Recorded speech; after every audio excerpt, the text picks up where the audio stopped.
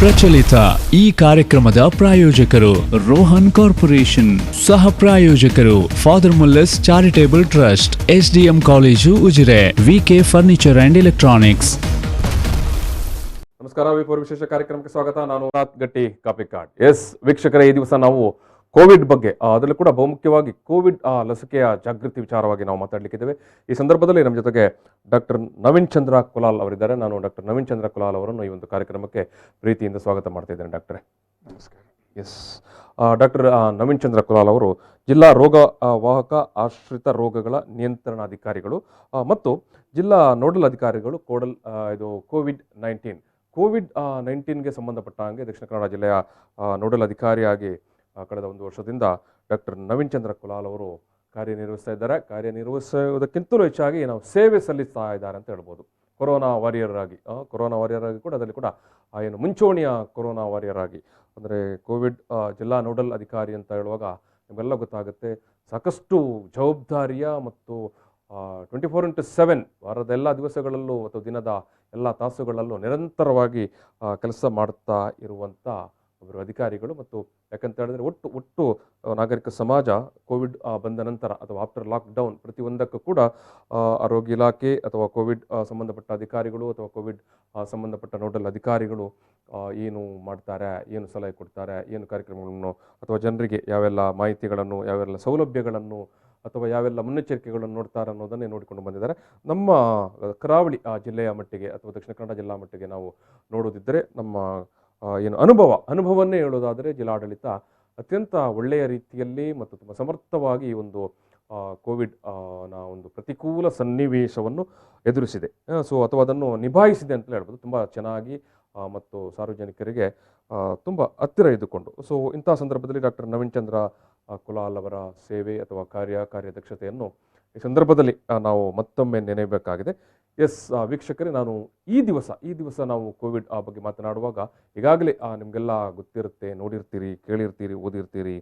Corona ಅಥವಾ COVID-19 ಎರಡನೆಯ ಅಲೆಯ ಬಗ್ಗೆ ಒಂದಷ್ಟು ಆತಂಕಗಳು, ಅನುಮಾನಗಳು ಅಥವಾ ಒಂದಷ್ಟು ಸಂಶಯಗಳು ಇದ್ದಾವೆ. ಜೊತೆಗೇನೆ ಲಸಿಕೆ ಈಗಾಗಲೇ ಬಂದಿದೆ. ಒಂದಷ್ಟು ಜನ ಲಸಿಕೆಯನ್ನು ತೆಗೆದುಕೊಂಡಿದ್ದಾರೆ. ಮೊದಲನೇ ಸುತ್ತಿನ ಲಸಿಕೆ ಕೊರೋನಾ ವಾರಿಯರ್ಸ್, ಅನಂತರ ಇವಾಗ ಸೀನಿಯರ್ ಸಿಟಿಸನ್ಸ್ ಮತ್ತು 45ಕ್ಕಿಂತ ಮೇಲ್ಪಟ್ಟ ವಯಸ್ಸಿನವರಿಗೆ. ಈ ಸಂದರ್ಭದಲ್ಲಿ ನಾವು ಇವತ್ತಿನ ಈ ಒಂದು ಮಾತುಕತೆ ಸಂದರ್ಭದಲ್ಲಿ ಡಾಕ್ಟರ್ ನವೀನ್ ಚಂದ್ರ ಕುಲಾಲ್ ಅವರು ಮುಖ್ಯವಾಗಿ ಕೋವಿಡ್ ಸನ್ನಿವೇಶ ಮತ್ತು ಎರಡನೇ ಅಲೆ ಇದನ್ನು ಎದುರಿಸುವ ವಿಚಾರವಾಗಿ ಮಾತನಾಡಲಿಕ್ಕಿದ್ದಾರೆ. ಅದರ ಜೊತೆಗೇನೆ ಕೋವಿಡ್ ವ್ಯಾಕ್ಸಿನ್ ಬಗ್ಗೆ, ಕೋವಿಡ್ ಲಸಿಕೆಯ ಬಗ್ಗೆ, ಜನರ ಸಹಭಾಗಿತ್ವ ಯಾವ ರೀತಿ ಬೇಕು ಅನ್ನೋ ಬಗ್ಗೆ ಕೂಡ ಇವತ್ತು ಮಾತನಾಡಲಿಕ್ಕಿದ್ದಾರೆ. ನಾನು ಮೊದಲಾಗಿ ಡಾಕ್ಟರ್ ನವೀನ್ ಚಂದ್ರ ಕುಲಾಲ್ ಅವರನ್ನು ಈ ಒಂದು ಮಾತುಕತೆಗೆ ಸೆಳೆಯುವ ಸಂದರ್ಭದಲ್ಲಿ ನಾನು ಡಾಕ್ಟ್ರೇ ನಿಮ್ಮ ಹತ್ರ ಕೇಳುವಂಥದ್ದು, ಈಗಾಗಲೇ ಭಾರಿ ದೊಡ್ಡ ಮಟ್ಟಿಗೆ ವದಂತಿಗಳು ಅಥವಾ ವಿಚಾರಗಳು ಏನು ಕೋವಿಡ್ ಎರಡನೆಯ ಅಲೆ ಬಗ್ಗೆ ನಾವು ಇವತ್ತು ಮಾತಾಡ್ತಿದ್ದೇವೆ. ಎಲ್ಲ ಮಾಧ್ಯಮಗಳು ಅಥವಾ ಸರ್ಕಾರ ಅಥವಾ ನಿಮ್ಮಂಥ ಅಧಿಕಾರಿಗಳು ಕೂಡ ಹಿಂದೆ ಕೂಡ ಸಾಕಷ್ಟು ಮುನ್ನೆಚ್ಚರಿಕೆಗಳನ್ನು ಕೂಡ ನೀಡಿದ್ದರು. ಎಲ್ಲಾದರೂ ಒಂದು ಕಡೆ ಸ್ವಲ್ಪ ನಾವು ಏನು ಮುನ್ನೆಚ್ಚರಿಕೆ ವಹಿಸದಲ್ಲಿ ಎಡವಿದಲ್ಲಿ ಎರಡನೇ ಅಲೆಯ ಅಪಾಯಗಳು ಅಥವಾ ಅಂಥ ಲಕ್ಷಣಗಳು ಕಂಡು ಬರುತ್ತೆ ಅಂತ. ನಾವೀಗ ಕರ್ನಾಟಕದ ಮಟ್ಟಿಗೆ ಕಂಪೇರ್ ಮಾಡುವಾಗ ಬೆಂಗಳೂರು ಅಥವಾ ದೇಶದ ಬೇರೆ ಜಿಲ್ಲೆಗಳನ್ನು ಅಥವಾ ಬೇರೆ ರಾಜ್ಯಗಳನ್ನೆಲ್ಲ ಕಂಪೇರ್ ಮಾಡುವಾಗ ನಾನು ನಿಮ್ಮ ಹತ್ರ ಕೇಳುವಂಥದ್ದು, ದಕ್ಷಿಣ ಕನ್ನಡ ಜಿಲ್ಲೆಯ ಪರಿಸ್ಥಿತಿ ಇವತ್ತಿನ ಮಟ್ಟಿಗೆ ಸೆಕೆಂಡ್ ಸ್ಟೇಜ್ ಅನ್ನು ಕೂಡ ಸಂಬಂಧವಾಗಿಟ್ಕೊಂಡು ಮಾತನಾಡುವಾಗ ನೀವು ಏನನ್ನು ಹೇಳಲಿಕ್ಕೆ ಬಯಸ್ತೀರಿ? ಈಗ ಮೊದಲನೇದಾಗಿ ಕಳೆದ ಒಂದು ವಾರದ ಮಟ್ಟಿಗೆ, ಹಿಂದಿನ ಒಂದು ವಾರ ನೋಡಿದ್ರೆ ಹೌದು, ನಾವು ಎರಡನೇ ಅಲೆ ಬಗ್ಗೆ ಮಾತಾಡ್ತಾನೆ ಇರ್ಲಿಲ್ಲ. ಎಲ್ಲವೂ ಏನೋ ಒಂದು ತಟಸ್ಥ ಸ್ಥಿತಿಯಲ್ಲಿ ಇತ್ತು. ಕೇವಲ ನಮ್ಮಲ್ಲಿ ಏನಾಗ್ತಾ ಇತ್ತು ಅಂತ ಹೇಳಿದ್ರೆ, ಒಂದು 10 ಜನ ಅಥವಾ 20 ಪಾಸಿಟಿವ್ ಅಥವಾ 40 ಪಾಸಿಟಿವ್ ಮ್ಯಾಕ್ಸಿಮಮ್. ಹೆಚ್ಚಿನವರು ಯಾರು ಕೇರಳದಿಂದ ಬಂದವರು ಅಥವಾ ಮಹಾರಾಷ್ಟ್ರದಿಂದ ಬಂದವರು. ಬಟ್ ಕಳೆದ 2 ದಿವಸದಲ್ಲಿ, ನಿನ್ನೆ ಮೊನ್ನೆ ಅಥವಾ ಇವತ್ತು ನೋಡುವಾಗ ಇಲ್ಲ, ನಾವು ಆ ಎರಡನೇ ಅಲೆಯನ್ನು ಪ್ರವೇಶಿಸ್ತಾ ಇದ್ದೇವೆ ಅಥವಾ ಪ್ರವೇಶಿಸಬಹುದು ಅನ್ನುವ ಒಂದು ಸಂಶಯ ಕಂಡು ಬರ್ತಾ ಇದೆ. ಯಾಕಂತ ಹೇಳಿದ್ರೆ ಪಕ್ಕದ ನಮ್ಮ ನೆರೆಯ ರಾಜ್ಯವಾದ ಕೇರಳ ನಮ್ಗಂತೂ ಗಡಿ ಅದು. ಅಲ್ಲಿ ಇವತ್ತು ಎರಡನೇ ಅಲೆ ಇದೆ ಅಂತ ಆದ್ರೆ ಅಲ್ಲಿಂದ ಇಲ್ಲಿಗೆ ಜನ ಬರ್ತಾ ಇದ್ದಾರೆ, ಸ್ವಾಭಾವಿಕವಾಗಿ ಅಲ್ಲಿಂದ ಇಲ್ಲಿಗೆ ಶಿಕ್ಷಣಕ್ಕೋಸ್ಕರ ಬರ್ತಾರೆ, ಬೇರೆ ಬೇರೆ ವಿಷಯಕ್ಕೆ ಬರ್ತಾರೆ. ಖಂಡಿತವಾಗಿಯೂ ಅಲ್ಲಿಂದ ಬರುವ ಜನರು ಒಂದಷ್ಟು ಸೋಂಕನ್ನು ನಮ್ಮಲ್ಲಿ ತಂದ್ರೆ ನಾವು ಸೂಕ್ತ ಮುನ್ನೆಚ್ಚರಿಕೆಯನ್ನು ನೀವಾಗ್ಲೇ ಹೇಳಿದ್ರಿ, ಮುನ್ನೆಚ್ಚರಿಕೆಗೂ ರೋಗಕ್ಕೂ ತುಂಬಾ ಹತ್ತಿರ. ಹೌದು ಹೌದು. ಸೊ ಇಲ್ಲ ಅಂತಾದ್ರೆ ಎರಡನೇ ಅಲೆ ನಾವು ಸಮೀಪಿಸ್ತಾ ಇದ್ದೇವೆ, ಖಂಡಿತ ನಾವು ಪಡೀತಾ ಇದ್ದೇವೆ.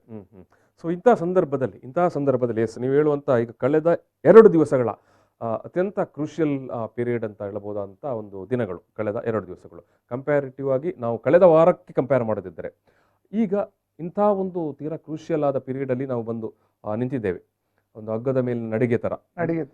ಸೊ ಇಂಥ ಸಂದರ್ಭದಲ್ಲಿ ನೀವು ದಕ್ಷಿಣ ಕನ್ನಡ ಜಿಲ್ಲೆಯ ಅಥವಾ ಕರಾವಳಿಯ ಅಥವಾ ಮಂಗಳೂರು ಜನಕ್ಕೆ ಏನು ಸಲಹೆ ಕೊಡ್ಲಿಕ್ಕೆ ಬಯಸ್ತೀರಿ? ಈಗ ನೋಡಿ, ಮೊದಲನೇದಾಗಿ ನಾವು ಕೋವಿಡ್ ಅನ್ನು ಪೂರ್ತಿಯಾಗಿ ಮರೆತು ಬಿಟ್ಟಾಗೆ ಕಾಣ್ತಾ ಉಂಟು. ಓಕೆ, ಏನು ನೀವು ಮತ್ತೆ ಕಳೆದ ವರ್ಷವನ್ನು ನೆನಪು ಮಾಡ್ತಾ ಇದ್ರೆ ಇದೇ ಸಮಯದಲ್ಲಿ ಮಾರ್ಚ್ ಅಲ್ಲಿ ಇದೇ ರೀತಿಯ ಪರಿಸ್ಥಿತಿಯಲ್ಲಿ ಇದ್ದೇವೆ ನಾವು. ನನಗನ್ನಿಸ್ತದೆ ಇಷ್ಟಾದ್ರೂ ಇರ್ಲಿಲ್ಲ, ಆಗ ಇನ್ನೂ ಒಂದ್ ಸ್ವಲ್ಪ ಆರಾಮ ಇದ್ದೀವಿ. 21, 22, 34 ತಿಂಗಳ ಕೊನೆ ಹೊತ್ತಿಗೆ ನಮ್ಮಲ್ಲಿ ಕೇಸಸ್ ಬಂದದ್ದು. ಬಟ್ ಇವತ್ತು ಹಾಗೆಲ್ಲ, ನಾವು ಈಗಲೇ ಕೇಸ್ ಅನ್ನು ನೋಡ್ತಾ ಇದ್ದೀವಿ, ಅದು ಕೇಸ್ ಮತ್ತೆ ಮೇಲೆ ಕೂಡ ಬರ್ತಾ ಇದೆ. ಆ ನಿಟ್ಟಿನಲ್ಲಿ ಖಂಡಿತವಾಗಿಯೂ ನಾವು ಮತ್ತೆ ಯೋಚಿಸ್ಬೇಕು, ನಮಗೆ ಇದರ ಬಗ್ಗೆ ಏನಾದ್ರೂ ಮುನ್ನೆಚ್ಚರಿಕೆ ತಗೊಳ್ಳುವುದಾ ಅಥವಾ ಕಳೆದ ವರ್ಷ ಅನುಭವಿಸಿದಾಗಿ ಈ ವರ್ಷವನ್ನು ಮತ್ತೆ ಅದೇ ರೀತಿ ವರ್ಷಾಚರಣೆ ಇಲ್ಲ ಇರಬಹುದು, ಅಥವಾ ಯಾವುದೇ ಹಬ್ಬ ಹರಿದಿನ ಇರಬಹುದು, ಯಾವುದನ್ನು ಇಲ್ಲದೆ ಹಾಗೆ ಮುಂದೂಡಬೇಕಾ? ಈ ಎರಡು ವಿಷಯದ ಬಗ್ಗೆ ಯೋಚಿಸಿದ್ರೆ ಖಂಡಿತ ನಾವು ಮೊದಲನೇದಾಗಿ ಯಾಕೆ ಮುನ್ನೆಚ್ಚರಿಕೆ ತಗೊಳ್ಬೇಕು ಅನ್ನೋದನ್ನ ಅರಿತುಕೊಳ್ತೀವಿ. ಸೊ ಖಂಡಿತ ಮುನ್ನೆಚ್ಚರಿಕೆ ನೀವು ತಗೊಳ್ಳದಿದ್ರೆ ಖಂಡಿತವಾಗಿಯೂ ಎರಡನೇ ಅಲೆ ಬಂದೇ ಬರ್ತದೆ. ಅದು ವೆರಿ ನಾರ್ಮಲ್. ಯಾಕಂತ ಹೇಳಿದ್ರೆ ಎಲ್ಲಾ ಜನರಲ್ಲಿ ಕಳೆದ ವರ್ಷ ರೋಗ ಬಂದಿಲ್ಲ, ಬಾಕಿ ಉಳಿದವರು ಸಾಕಷ್ಟು ಮಂದಿ ಇದ್ದಾರೆ. ಅವರಿಗೆಲ್ಲ ಸುಮಾರು 80-85% ಜನರಿಗೆ ಬರ್ಲಿಲ್ಲ ಕಳೆದ ವರ್ಷ. ಸೊ ಅವರಿಗೆಲ್ಲ ಈ ವರ್ಷ ಬರುವ ಸಾಧ್ಯತೆ ಇರ್ತದೆ. ಪ್ರತಿಯೊಬ್ಬರು ಮತ್ತೆ ಮುನ್ನೆಚ್ಚರಿಕೆ, ಮತ್ತೆ ಏನಾವತ್ತು ನಾವು SMS ಅಂತ ಹೇಳಿದ್ದೇವೆ, ಅಥವಾ ಸೋಷಿಯಲ್ ಡಿಸ್ಟೆನ್ಸಿಂಗ್, ಮಾಸ್ಕ್ ಹಾಕೊಳ್ಳೋದು, ಸ್ಯಾನಿಟೈಸರ್, ಒಟ್ಟಿಗೆ ಟೆಸ್ಟ್ ಮಾಡೋದಂತೂ ಈಗ ಮರ್ತೇ ಹೋಗಿದೆ ಜನರಿಗೆ. ಈಗ ಏನಾಗಿದೆ ಅಂತ ಹೇಳಿದ್ರೆ ಟೆಸ್ಟ್ ಅನ್ನು ತಪ್ಪಿಸುವುದು ಹೇಗೆ ಅಂತ ಯೋಚಿಸ್ತಾ ಇದ್ದಾರೆ. ಟೆಸ್ಟ್ ಮಾಡೋದು ಬಿಟ್ಟು ಟೆಸ್ಟ್ ಅನ್ನು ಇಲ್ಲದೆ ಇನ್ನೊಂದು ಸಂಶಯ ಕೂಡ ಬರ್ತಾ ಇದೆ ಜನರಿಗೆ, ನಾನು ಟೆಸ್ಟ್ ಮಾಡದಿದ್ರೆ ನಾನು ನೆಗೆಟಿವ್ ಇರ್ತೇನೆ ಅಂತ. ಹೌದು. ಸೊ ಇಲ್ಲಿ ಡಾಕ್ಟರ್ ನವೀನ್ ಚಂದ್ರ ಅವರು ಹೇಳುವಂಥದ್ದು ಭಾರಿ ಇಂಪಾರ್ಟೆಂಟ್ ಆಗಿ ನಾವು ಗಮನಿಸಿಕೊಳ್ಳಬೇಕು, ಅಥವಾ ನಾವು ನೆನಪು ಮಾಡಿಕೊಳ್ಳಬೇಕಾದಂಥ ಸನ್ನಿವೇಶವನ್ನು ನೆನಪು ಮಾಡ್ತಾ ಇದ್ದಾರೆ. ಯಾಕಂತ ಹೇಳಿದ್ರೆ public memory is very short ಅಂತ ನಮ್ಮಲ್ಲಿ ಒಂದು ಮಾತಿದೆ. ಖಂಡಿತ ಹೌದು. ನಾವು ಡಾಕ್ಟರ್ ಹೇಳಿದಾಗೆ ಕಳೆದ ವರ್ಷದ ಇದೇ ತಿಂಗಳನ್ನು ನಾವು ನೆನಪಿಸಿಕೊಂಡ್ರೆ ಎಸ್ ಈ ಒಂದು March first week, second week ಅಂತದೇನು ದೊಡ್ಡ ಇರಲಿಲ್ಲ, ಇಷ್ಟೊಂದು ತೊಂದರೆ ಇರಲಿಲ್ಲ. ಮಾರ್ಚ್ 23ಕ್ಕೆ ಲಾಕ್ಡೌನ್ ಘೋಷಣೆ ಆಯಿತು. ಎಸ್, ಅದಾದ ನಂತರ ಸ್ವಲ್ಪ ದಿವಸಗಳಲ್ಲಿ ಪ್ರಕರಣಗಳ ಸಂಖ್ಯೆ ಜಾಸ್ತಿ ಆಯಿತು. ಸೊ ಹಾಗಾಗಿ ಡಾಕ್ಟರ್ ಇಲ್ಲಿ ಹೇಳುವಂಥದ್ದು, ಒಂದು ವೇಳೆ ನಾವು ಮುನ್ನೆಚ್ಚರಿಕೆ ವಹಿಸುವುದನ್ನು ಸ್ವಲ್ಪ ಅದರಲ್ಲಿ ಹಿಂದೆ ಮುಂದೆ ನೋಡಿದರೆ ಅಥವಾ ಅದರಲ್ಲಿ ಎಡವಿದರೆ ಮತ್ತೆ ಕಳೆದ ವರ್ಷದದ್ದೇ ಅದೇ ರೀತಿಯ ಅದೇ ಸ್ವರೂಪದ ಪರಿಸ್ಥಿತಿ ಎದುರಾಗಬಹುದು.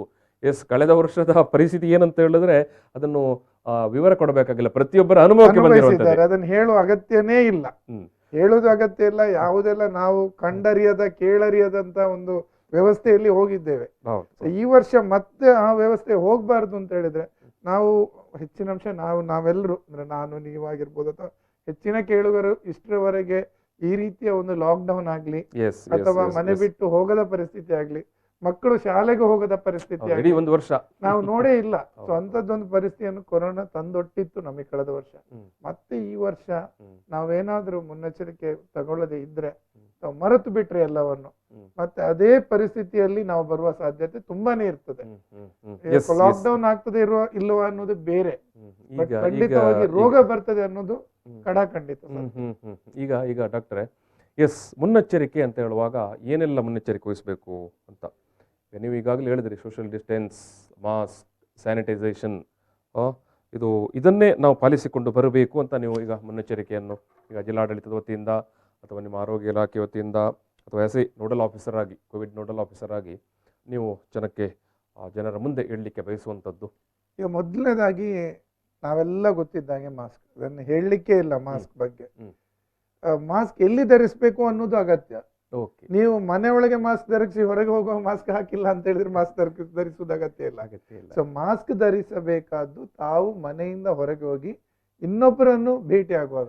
ನಿಮ್ಮ ಮನೆಯ ಒಳಗೆ ಮಾಸ್ಕ್ ಬೇಡ, ಬಟ್ ಮನೆಯಿಂದ ಹೊರಗಡೆ ಪಬ್ಲಿಕ್ ಪ್ಲೇಸ್ಗೆ ಹೋಗುವಾಗ ಅಥವಾ ಚಿಕ್ಕ ಕಂಜೆಸ್ಟೆಡ್ ಜಾಗಕ್ಕೆ ಹೋಗೋ ಮಾಸ್ಕ್, ತುಂಬಾ ಜನ ಸೇರುವಂತಲ್ಲಿ ಜಂಗುಳಿ ಇರುವಲ್ಲಿ ಯಾವ ಯಾವ ರೀತಿಗೆ ಮಾಸ್ಕ್ ಧರಿಸಬೇಕಂತಲ್ಲ ಈಗ ಪ್ರಶ್ನೆ. ಮಾಸ್ಕ್ ಎಲ್ಲರೂ ಧರಿಸಿಕೊಂಡು ಹೋಗ್ತಾರೆ, ನಾವು ನೋಡಿದ್ದೇವೆ. ಎರಡು ಸರಿ, ನೀವು ಹೇಳಿದ ಎರಡು ವಿಷಯಗಳು ಸರಿ. ಒಂದು ಎಲ್ಲಿ ಧರಿಸಬೇಕು ಮತ್ತೆ ಹೇಗೆ ಧರಿಸಬೇಕು. ಹೇಗೆ ಧರಿಸುವುದು ಅತಿ ಅಗತ್ಯ. ಬಾಯಿ ಮೂಗು ಎರಡನ್ನು ಮುಚ್ಚುವಂತ ಇರಬೇಕು. ಬಾಯಿ ಮತ್ತು ಮೂಗು ಎರಡನ್ನು ಮುಚ್ಚುವಂತ ಇರಬೇಕು ಹೊರತು ಗಲ್ಲದ ಮೇಲೆ ನಾವು ಜನರನ್ನು ನೋಡ್ತಾ ಇರ್ಬೋದು, ಮಾಸ್ಕ್ ಇದೆ ಗಲ್ಲದ ಮೇಲೆ ಇರ್ತದೆ, ಅಥವಾ ಮಾಸ್ಕ್ ಇದೆ ಹಣೆ ಮೇಲೆ ಇದೆ. ಈ ರೀತಿಯ ಮಾಸ್ಕ್ ಯಾವ ಪರ್ಪಸ್ಗೆ ಅಂತ ಈಗ ಅದನ್ನು ಧರಿಸಿಕೊಳ್ಳುವವರಿಗೆ ಹೇಳಬೇಕು. ಗಲ್ಲದ ಮೇಲೆ ಹಣೆ ಮೇಲೆ ಮಾಸ್ಕ್ ಧರಿಸುವುದು ಬಾಯಿಯನ್ನು ಮುಚ್ಚುವಂತ ಸರಿಯಾದ ಮಾಸ್ಕ್ ಒಂದು, ಮೂಗು ಮತ್ತು ಬಾಯಿಯನ್ನು ಮುಚ್ಚುವಂತ ಸರಿಯಾದ ಮಾಸ್ಕ್. ಹಾಗೂ ನೀವು ಯಾವಾಗ ಮಾತಾಡ್ತೀರೋ ಆ ಸಮಯದಲ್ಲಿ ದಯವಿಟ್ಟು ಧರಿಸಿಕೊಳ್ಳೋದು. ಮಾತಾಡುವ ಸಮಯದಲ್ಲಿ ಕೆಳಗೆ ಮಾಡಿ ಮಾತಾಡುವವರನ್ನು ಸಾಕಷ್ಟು ನೋಡಿದ್ದೇವೆ ನಾವು. ಜನಜಂಗುಳಿಯಲ್ಲಿ ಸೇರ್ತಾರೆ, ಎಲ್ಲ ಮಾಸ್ಕ್ ಹಾಕಿರ್ತಾರೆ, ಬಟ್ ಮಾತಾಡುವಷ್ಟೊತ್ತಿಗೆ ಕೆಳಗೆ ತೆಗೆದು ಬಿಡ್ತಾರೆ. ಈಗ ಮಾತನಾಡುವಾಗ ಯಾವುದು ಯಾಕೆ ಮಾಸ್ಕ್ ಹಾಕಿಕೊಂಡಿರ್ಬೇಕು ಅಂದ್ರೆ ನೋಡಿ, ವೈಜ್ಞಾನಿಕವಾಗಿ ವೈದ್ಯಕೀಯವಾಗಿ ನೀವು ಏನನ್ನು ಅದಕ್ಕೆ ಖಂಡಿತ ನೋಡಿ, ಮಾತಾಡುವಾಗ ನಮ್ಮಷ್ಟು ಈ ಮಾತಿನೊಟ್ಟಿಗೆ ಉಗುಳುಗಳು ಬರ್ತದೆ, ಅಥವಾ ಮಾತಿನೊಟ್ಟಿಗೆ ತೇವಾಂಶ ಬಾಯಿಯ ಬರ್ತದೆ, ಮೂಗಿನ ತೇವಾಂಶ ಹೊರಗಡೆ ಬರ್ತದೆ, ಅಥವಾ ಮಾತಾಡುವ ಸಮಯದಲ್ಲಿ ಕೆಲವರಿಗೆ ಕೆಮ್ಮು ಅಭ್ಯಾಸ ಕೂಡ ಇರ್ತದೆ.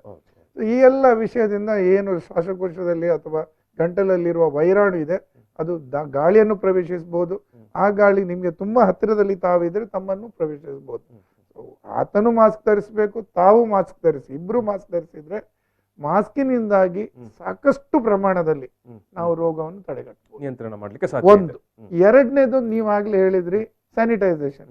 ಈಗ ಸ್ಯಾನಿಟೈಸೇಷನ್ ಅಂತ ಹೇಳಿದ ಕೂಡಲೇ ಸ್ವಲ್ಪ ಜನರಿಗೆ ಇರುಸು ಮುರುಸಾಗತ್ತೆ. ನೀವು ಮತ್ತೆ ಅಂದ್ರೆ ಹೆಚ್ಚಿನ ಸ್ಯಾನಿಟೈಸ್ಗಳು ಆಲ್ಕೋಹಾಲ್ ಬೇಸ್ಡ್ ಅಥವಾ ಸಾರಾಯಿ ಬೇಸ್ಡ್ ಇರುತ್ತೆ, ಸ್ಪಿರಿಟ್ ಬೇಸ್ಡ್. ಸೊ ಸಾರಾಯಿ ಬೇಸ್ಡ್ ಅಥವಾ ಸ್ಪಿರಿಟ್ ಬೇಸ್ಡ್ ಆಲ್ಕೋಹಾಲ್ ಅನ್ನೇ ಉಪಯೋಗಿಸ್ಬೇಕಾ ಅಥವಾ ಸೋಪ್ ಯೂಸ್ ಮಾಡಬಹುದಾ? ಖಂಡಿತ ಸೋಪ್ ಒಳ್ಳೇದು.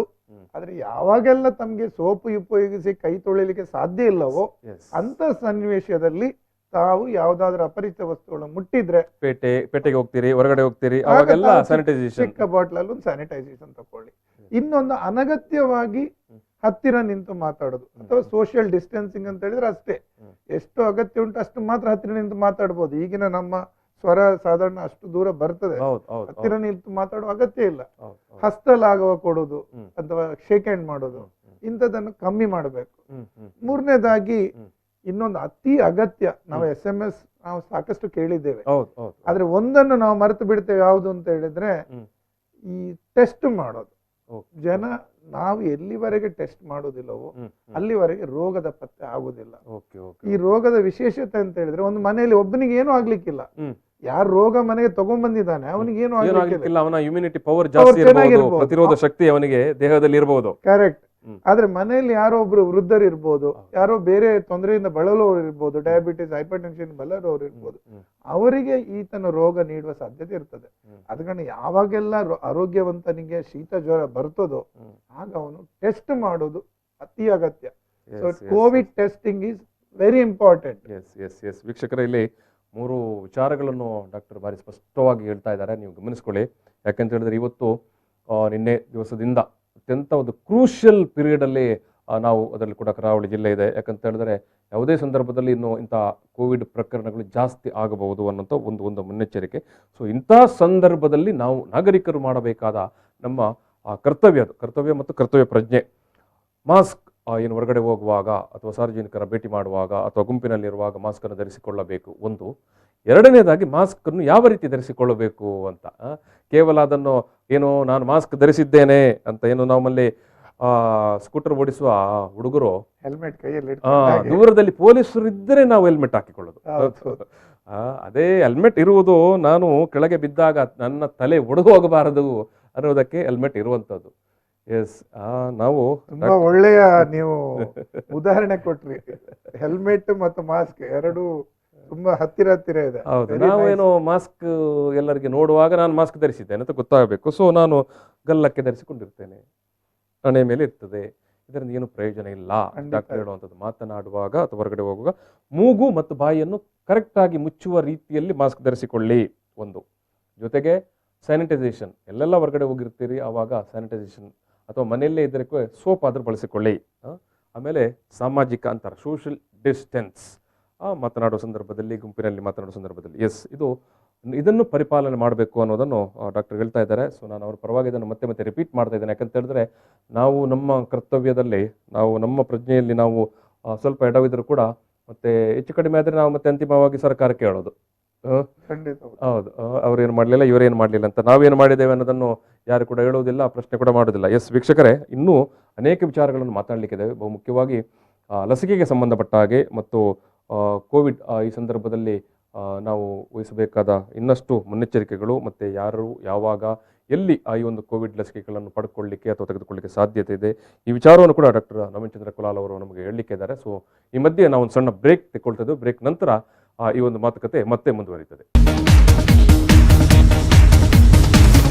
ಪ್ರಚಲಿತ ಈ ಕಾರ್ಯಕ್ರಮದ ಪ್ರಾಯೋಜಕರು ರೋಹನ್ ಕಾರ್ಪೊರೇಷನ್, ಸಹ ಪ್ರಾಯೋಜಕರು father Muller's charitable trust, SDM college Ujire, VK furniture and electronics.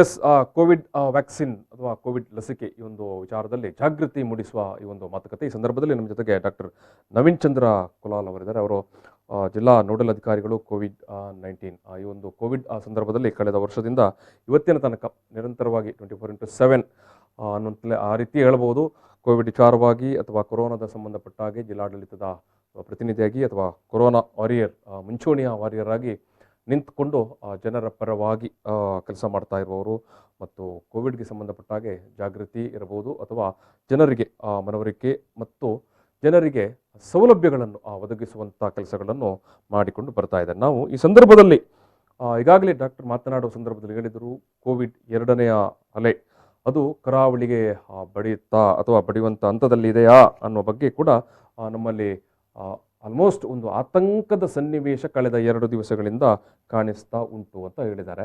ಈಗ ಡಾಕ್ಟ್ರೆ, ನಾನು ಮತ್ತೊಮ್ಮೆ ಅದನ್ನೇ ನಿಮ್ಮ ಹತ್ರ ಕೇಳುವಂಥದ್ದು. ಎಸ್ ಬ್ರೇಕ್ಗಿಂತ ಮೊದಲು ನೀವು ಹೇಳಿದಿರಿ, ಎಸ್ ಕೆಲವು ಮಂದಿ ಈಗ ಟಿ ವಿಯನ್ನು ನೋಡಲಿಕ್ಕೆ ಆರಂಭಿಸಿರ್ಬೋದು. ಸೊ ಹಾಗಾಗಿ ನಾನು ಮತ್ತೆ ಅದನ್ನು ರಿಪೀಟ್ ಮಾಡಿ ಮತ್ತೆ ಇನ್ನೊಂದಷ್ಟು ವಿಚಾರಗಳ ಹತ್ರ ನಿಮ್ಮ ಹತ್ರ ಹೋಗ್ತೇನೆ. ನಾನು ಲಸಿಕೆ ಇರ್ಬೋದು ಅಥವಾ ಫ್ರೀ ಆಗಿ ನೀವು ಏನು ಚೆಕಪ್ ಮಾಡ್ತಾ ಇರೋ ವಿಚಾರ ಇರ್ಬೋದು. ಎಸ್ ಕೋವಿಡ್ ಈಗ 2ನೇ ಹಂತಕ್ಕೆ ನಾವು ಕಾಲಿಡುವಂಥ ಅಥವಾ ಅಂಥ ಒಂದು ಭಯ ಆತಂಕ ಇದೆಯಾ, ಯಾವ ರೀತಿ, ಅದು ಏನು ಹೇಳಲಿಕ್ಕೆ ಬಯಸ್ತೀರಿ? ಖಂಡಿತ ಇರ್ತದೆ. ಯಾಕಂತ ಹೇಳಿದ್ರೆ ನೋಡಿ, ಮಂಗಳೂರು ತುಂಬಾ ಜನದಟ್ಟಣೆಯನ್ನು ಹೊಂದಿದಂತ ಜಾಗ. ಎಸ್, ಸಾಕಷ್ಟು ಬೇರೆ ಬೇರೆ ಕಡೆಯಿಂದ ಜನ ಬರ್ತಾರೆ. ಇಲ್ಲಿ ಏರ್ಪೋರ್ಟ್ ಇದೆ, ಪೋರ್ಟ್ ಇದೆ, ರೈಲ್ವೆ ಜಂಕ್ಷನ್ ಇದೆ. ಅದು ಎಲ್ಲಿಂದ ಇದೆ ನಿಮ್ಗೆ?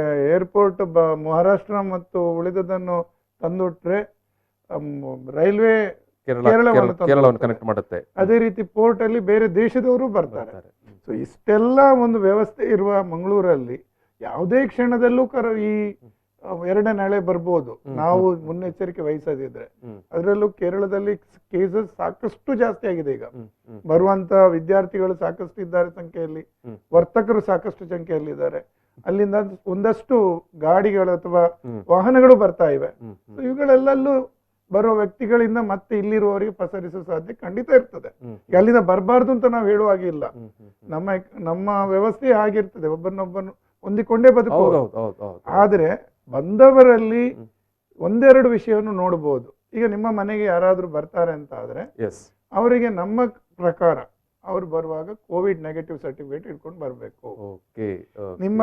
ನೀವು ವರ್ತಕರು ನಿಮ್ಮ ಲಾಡ್ಜಿಗೆ ಯಾರಾದ್ರೂ ಬಂದು ನಿಲ್ತಾರೆ ಅಂತ ಆದ್ರೆ ಕೋವಿಡ್ ನೆಗೆಟಿವ್ ಸರ್ಟಿಫಿಕೇಟ್ ಇಟ್ಕೊಂಡು ಬರ್ಬೇಕು. ಅಥವಾ ಇಲ್ಲಿ ಆಸ್ಪತ್ರೆಯಲ್ಲಿ ಬಂದು ನಿಲ್ತಾರೆ ಅಂತ ಆದ್ರೆ ಮತ್ತೆ ಕೋವಿಡ್ ನೆಗೆಟಿವ್ ಸರ್ಟಿಫಿಕೇಟ್ ತರಬೇಕು. ಸ್ಟೂಡೆಂಟ್ಸ್ ಅವರು ಕಾಲೇಜಿಗೆ ಬರ್ತಾರಾದ್ರೆ ಕೋವಿಡ್ ನೆಗೆಟಿವ್ ಸರ್ಟಿಫಿಕೇಟ್ ತಗೊಂಡ್ಬರ್ಬೇಕು. ಅಥವಾ ಇಲ್ಲಿ ಬಂದು ಕೋವಿಡ್ ಟೆಸ್ಟ್ ಮಾಡಿಸ್ಕೊಳ್ಳಬಹುದು. ಈಗ ಎರಡನ್ನೂ ಹೇಳ್ತೇವೆ ನಾವು. ಕೋವಿಡ್ ಟೆಸ್ಟ್ ಇಲ್ಲಿ ಮಾಡೋದಾದ್ರೆ ಏನು, ಹೇಗೆ ಡಾಕ್ಟರ್? ಅದು ತುಂಬಾ ಸುಲಭ. ಯಾವುದೇ ಪ್ರಾಥಮಿಕ ಆರೋಗ್ಯ ಕೇಂದ್ರಕ್ಕೆ ಹೋಗಿ ಕೋವಿಡ್ ಟೆಸ್ಟ್ ಮಾಡಿ ಕೊಡ್ತಾರೆ ನಿಮಗೆ. ಅದಕ್ಕೆ ಯಾವುದೇ ರೀತಿಯ ರಿಸ್ಟ್ರಿಕ್ಷನ್ಸ್ ಇಲ್ಲ ಈಗ. ಅದು ತುಂಬಾ ಸುಲಭ. ಹಾಗೂ ಈಗ ಎಲ್ರಿಗೂ ಗೊತ್ತಾಗಿದೆ. ಒಂದು ಕಾಲದಲ್ಲಿ ಏನೋ ಹೆದರಿಕೆ ಇತ್ತು, ಏನೋ ಮುಗಿನ ಒಳಗೆ ಹಾಕ್ತಾರೆ, ಮುಗಿಂದ ತೆಗಿತಾರೆ. ಈಗ ಎಲ್ರಿಗೂ ಗೊತ್ತಾಗ್ತದೆ ಏನ್ ಆಗ್ತಾ ಇಲ್ಲ, ತುಂಬಾ ಸಿಂಪಲ್ ಅಂತ ಗೊತ್ತಾಗ್ತದೆ. ರಕ್ತ ತೆಗೆಯುವುದಕ್ಕಿಂತಲೂ ಸುಲಭ. ಆದ ಕಾರಣ ಮೊದಲಿಗೆ ಎಲ್ಲ ಪ್ರೈಮರಿ ಹೆಲ್ತ್ ಸೆಂಟರ್ಗಳಲ್ಲಿ ಕೂಡ ಖಂಡಿತವಾಗಿ ಹಾಗೂ 2ನೇ ಅಲೆ ಸಂಭವನೀಯತೆ ಕೂಡ ತುಂಬಾನೇ ಇದೆ. ನಾವು ಮುನ್ನೆಚ್ಚರಿಕೆ ಇಲ್ಲ, ಖಂಡಿತ ಬರ್ತದೆ. 2ನೇ ಅಲೆಯ ಸಂಭವನೀಯತೆ ಬಗ್ಗೆ ಯಾವ ನೆಲೆಯಲ್ಲಿ ನೀವು ಹೇಳ್ತೀರಿ? ಅಂದ್ರೆ ಪ್ರಕರಣಗಳು ಜಾಸ್ತಿ ಆಗ್ತಾ ಉಂಟಾ? ಒಂದನೇದಾಗಿ ಕಳೆದ 2-3 ದಿವಸದಿಂದ ಪ್ರಕರಣ ಜಾಸ್ತಿ ಆಗ್ತಾ ಇದೆ. 2ನೇದಾಗಿ ನಮ್ಮಲ್ಲಿ ಮುನ್ನೆಚ್ಚರಿಕೆ ಕ್ರಮ ಪೂರ್ತಿಯಾಗಿ ಮರೆತು ಹೋಗಿದೆ. ಜನ ಮರೆತು ಬಿಟ್ಟಿದ್ದಾರೆ. ನೀವು ನಾಳೆ ಎಲ್ಲಿಗೆ ಹೋಗಿ ನೋಡಿ, ಒಂದು ಮಾರ್ಕೆಟ್ಗೆ ಹೋಗಿ ಅಥವಾ ಎಲ್ಲಿ ಒಂದೆರಡು ಜನ ಹಾಕಿಕೊಂಡವ್ರು ಅಂತ ಆದ್ರೆ ಒಂದವರು ಡಾಕ್ಟರ್ಗಳಾಗಿರ್ಬೋದು, ಸೀನಿಯರ್ ಸಿಟಿಸನ್ ಇರ್ಬೋದು, ಅಥವಾ ಈ ಮೊದಲು ಕೊರೋನಾ ಬಂದವರು ಇರ್ಬೋದು. ಯಾಕಂದ್ರೆ ಅವರಿಗೆ ಅದರ ನೋವು ಗೊತ್ತಿರ್ತದೆ. ಉಳಿದವರಿಗೆ ಇದೆಲ್ಲ ಸುಳ್ಳು, ಏನಾಗುದಿಲ್ಲ, ಕಳೆದ ವರ್ಷ ಅಂತೂ ತಪ್ಪಿಸ್ಕೊಂಡಿದ್ದಾರೆ ಅವರು. ಸೊ ಅವರಿಗೆ ಅದರ ಬಗ್ಗೆ ಹೆದರಿಕೆ ಇರುವುದಿಲ್ಲ. ಖಂಡಿತ ನಾವು ಜಾಗರೂಕತೆ ಇಲ್ಲ, ಇವತ್ತಲ್ಲಾದ್ರೆ ನಾಳೆ ಬರುವ ಸಾಧ್ಯತೆ ಖಂಡಿತ ಇರ್ತದೆ. ಜಾಗರೂಕತೆ ಅಂತ ಹೇಳಿದ್ರೆ ನೀವು ಆಗ್ಲೇ ಹೇಳಿದಾಗೆ ಸೋಷಿಯಲ್ ಡಿಸ್ಟೆನ್ಸ್, ಸಾಮಾಜಿಕ ಅಂತರವನ್ನು ಕಾಯ್ದುಕೊಳ್ಳುವುದು, ಸ್ಯಾನಿಟೈಸೇಷನ್ ಮಾಡಿಕೊಳ್ಳುವಂತದ್ದು, ಮಾಸ್ಕ್ ಅನ್ನು ಸರಿಯಾಗಿ ಧರಿಸುವುದು, ಮೂಗು ಮತ್ತು ಏನು ಬಾಯಿ ರೀತಿಯಲ್ಲಿ ಧರಿಸುವುದು, ಹಾಗೂ ಯಾವುದೇ ಕ್ಷಣದಲ್ಲಿ ಶೀತ ಜ್ವರದ ಲಕ್ಷಣ ಕಂಡು ಬಂದ್ರೆ, ಕೆಮ್ಮು ಕಂಡು ಬಂದ್ರೆ ದಯವಿಟ್ಟು ಹತ್ತಿರದ ಪ್ರಾಥಮಿಕ ಆರೋಗ್ಯ ಕೇಂದ್ರಕ್ಕೆ ಹೋಗಿ ಪರೀಕ್ಷೆಗೆ ಒಳಪಡಿ. ಪರೀಕ್ಷೆ ಆಯ್ತು ಡಾಕ್ಟ್ರೆ, ಪರೀಕ್ಷೆ ಆಯ್ತು, ಅವನಿಗೆ ಕೋವಿಡ್ ಉಂಟಂತ ಆಯ್ತು, ಅವಾಗ ಏನ್ ಮಾಡ್ಬೇಕು? ಖಂಡಿತವಾಗಿ ಯಾವುದೇ ರೀತಿಯ ಭಯ ಇಲ್ಲ. ಬೇಕಾದ ಎಲ್ಲಾ ಮದ್ದುಗಳನ್ನು ಪ್ರಾಥಮಿಕ ಆರೋಗ್ಯ ಕೇಂದ್ರದಿಂದಲೇ ಕೊಡ್ತಾರೆ ತಮ್ಗೆ. ಒಂದನೇದಾಗಿ. ಎರಡನೇದಾಗಿ, ಮೊದಲನೇ ತರತ ನಿಮ್ಮ ಮನೆಯನ್ನು ಸೀಲ್ ಮಾಡುವುದಾಗ್ಲಿ ಅಥವಾ ನಿಮ್ಮ ಬಗ್ಗೆ ಒಂದು ಜನರಲ್ಲಿ ಉಂಟು ಮಾಡುದು ಖಂಡಿತ ಆಗುದಿಲ್ಲ. ನಿಮ್ಮಲ್ಲಿ ಕೊರೋನಾ ಬಂದ ಬಗ್ಗೆ ನಾವು ಯಾರಿಗೆ ಹೇಳುದಿಲ್ಲ.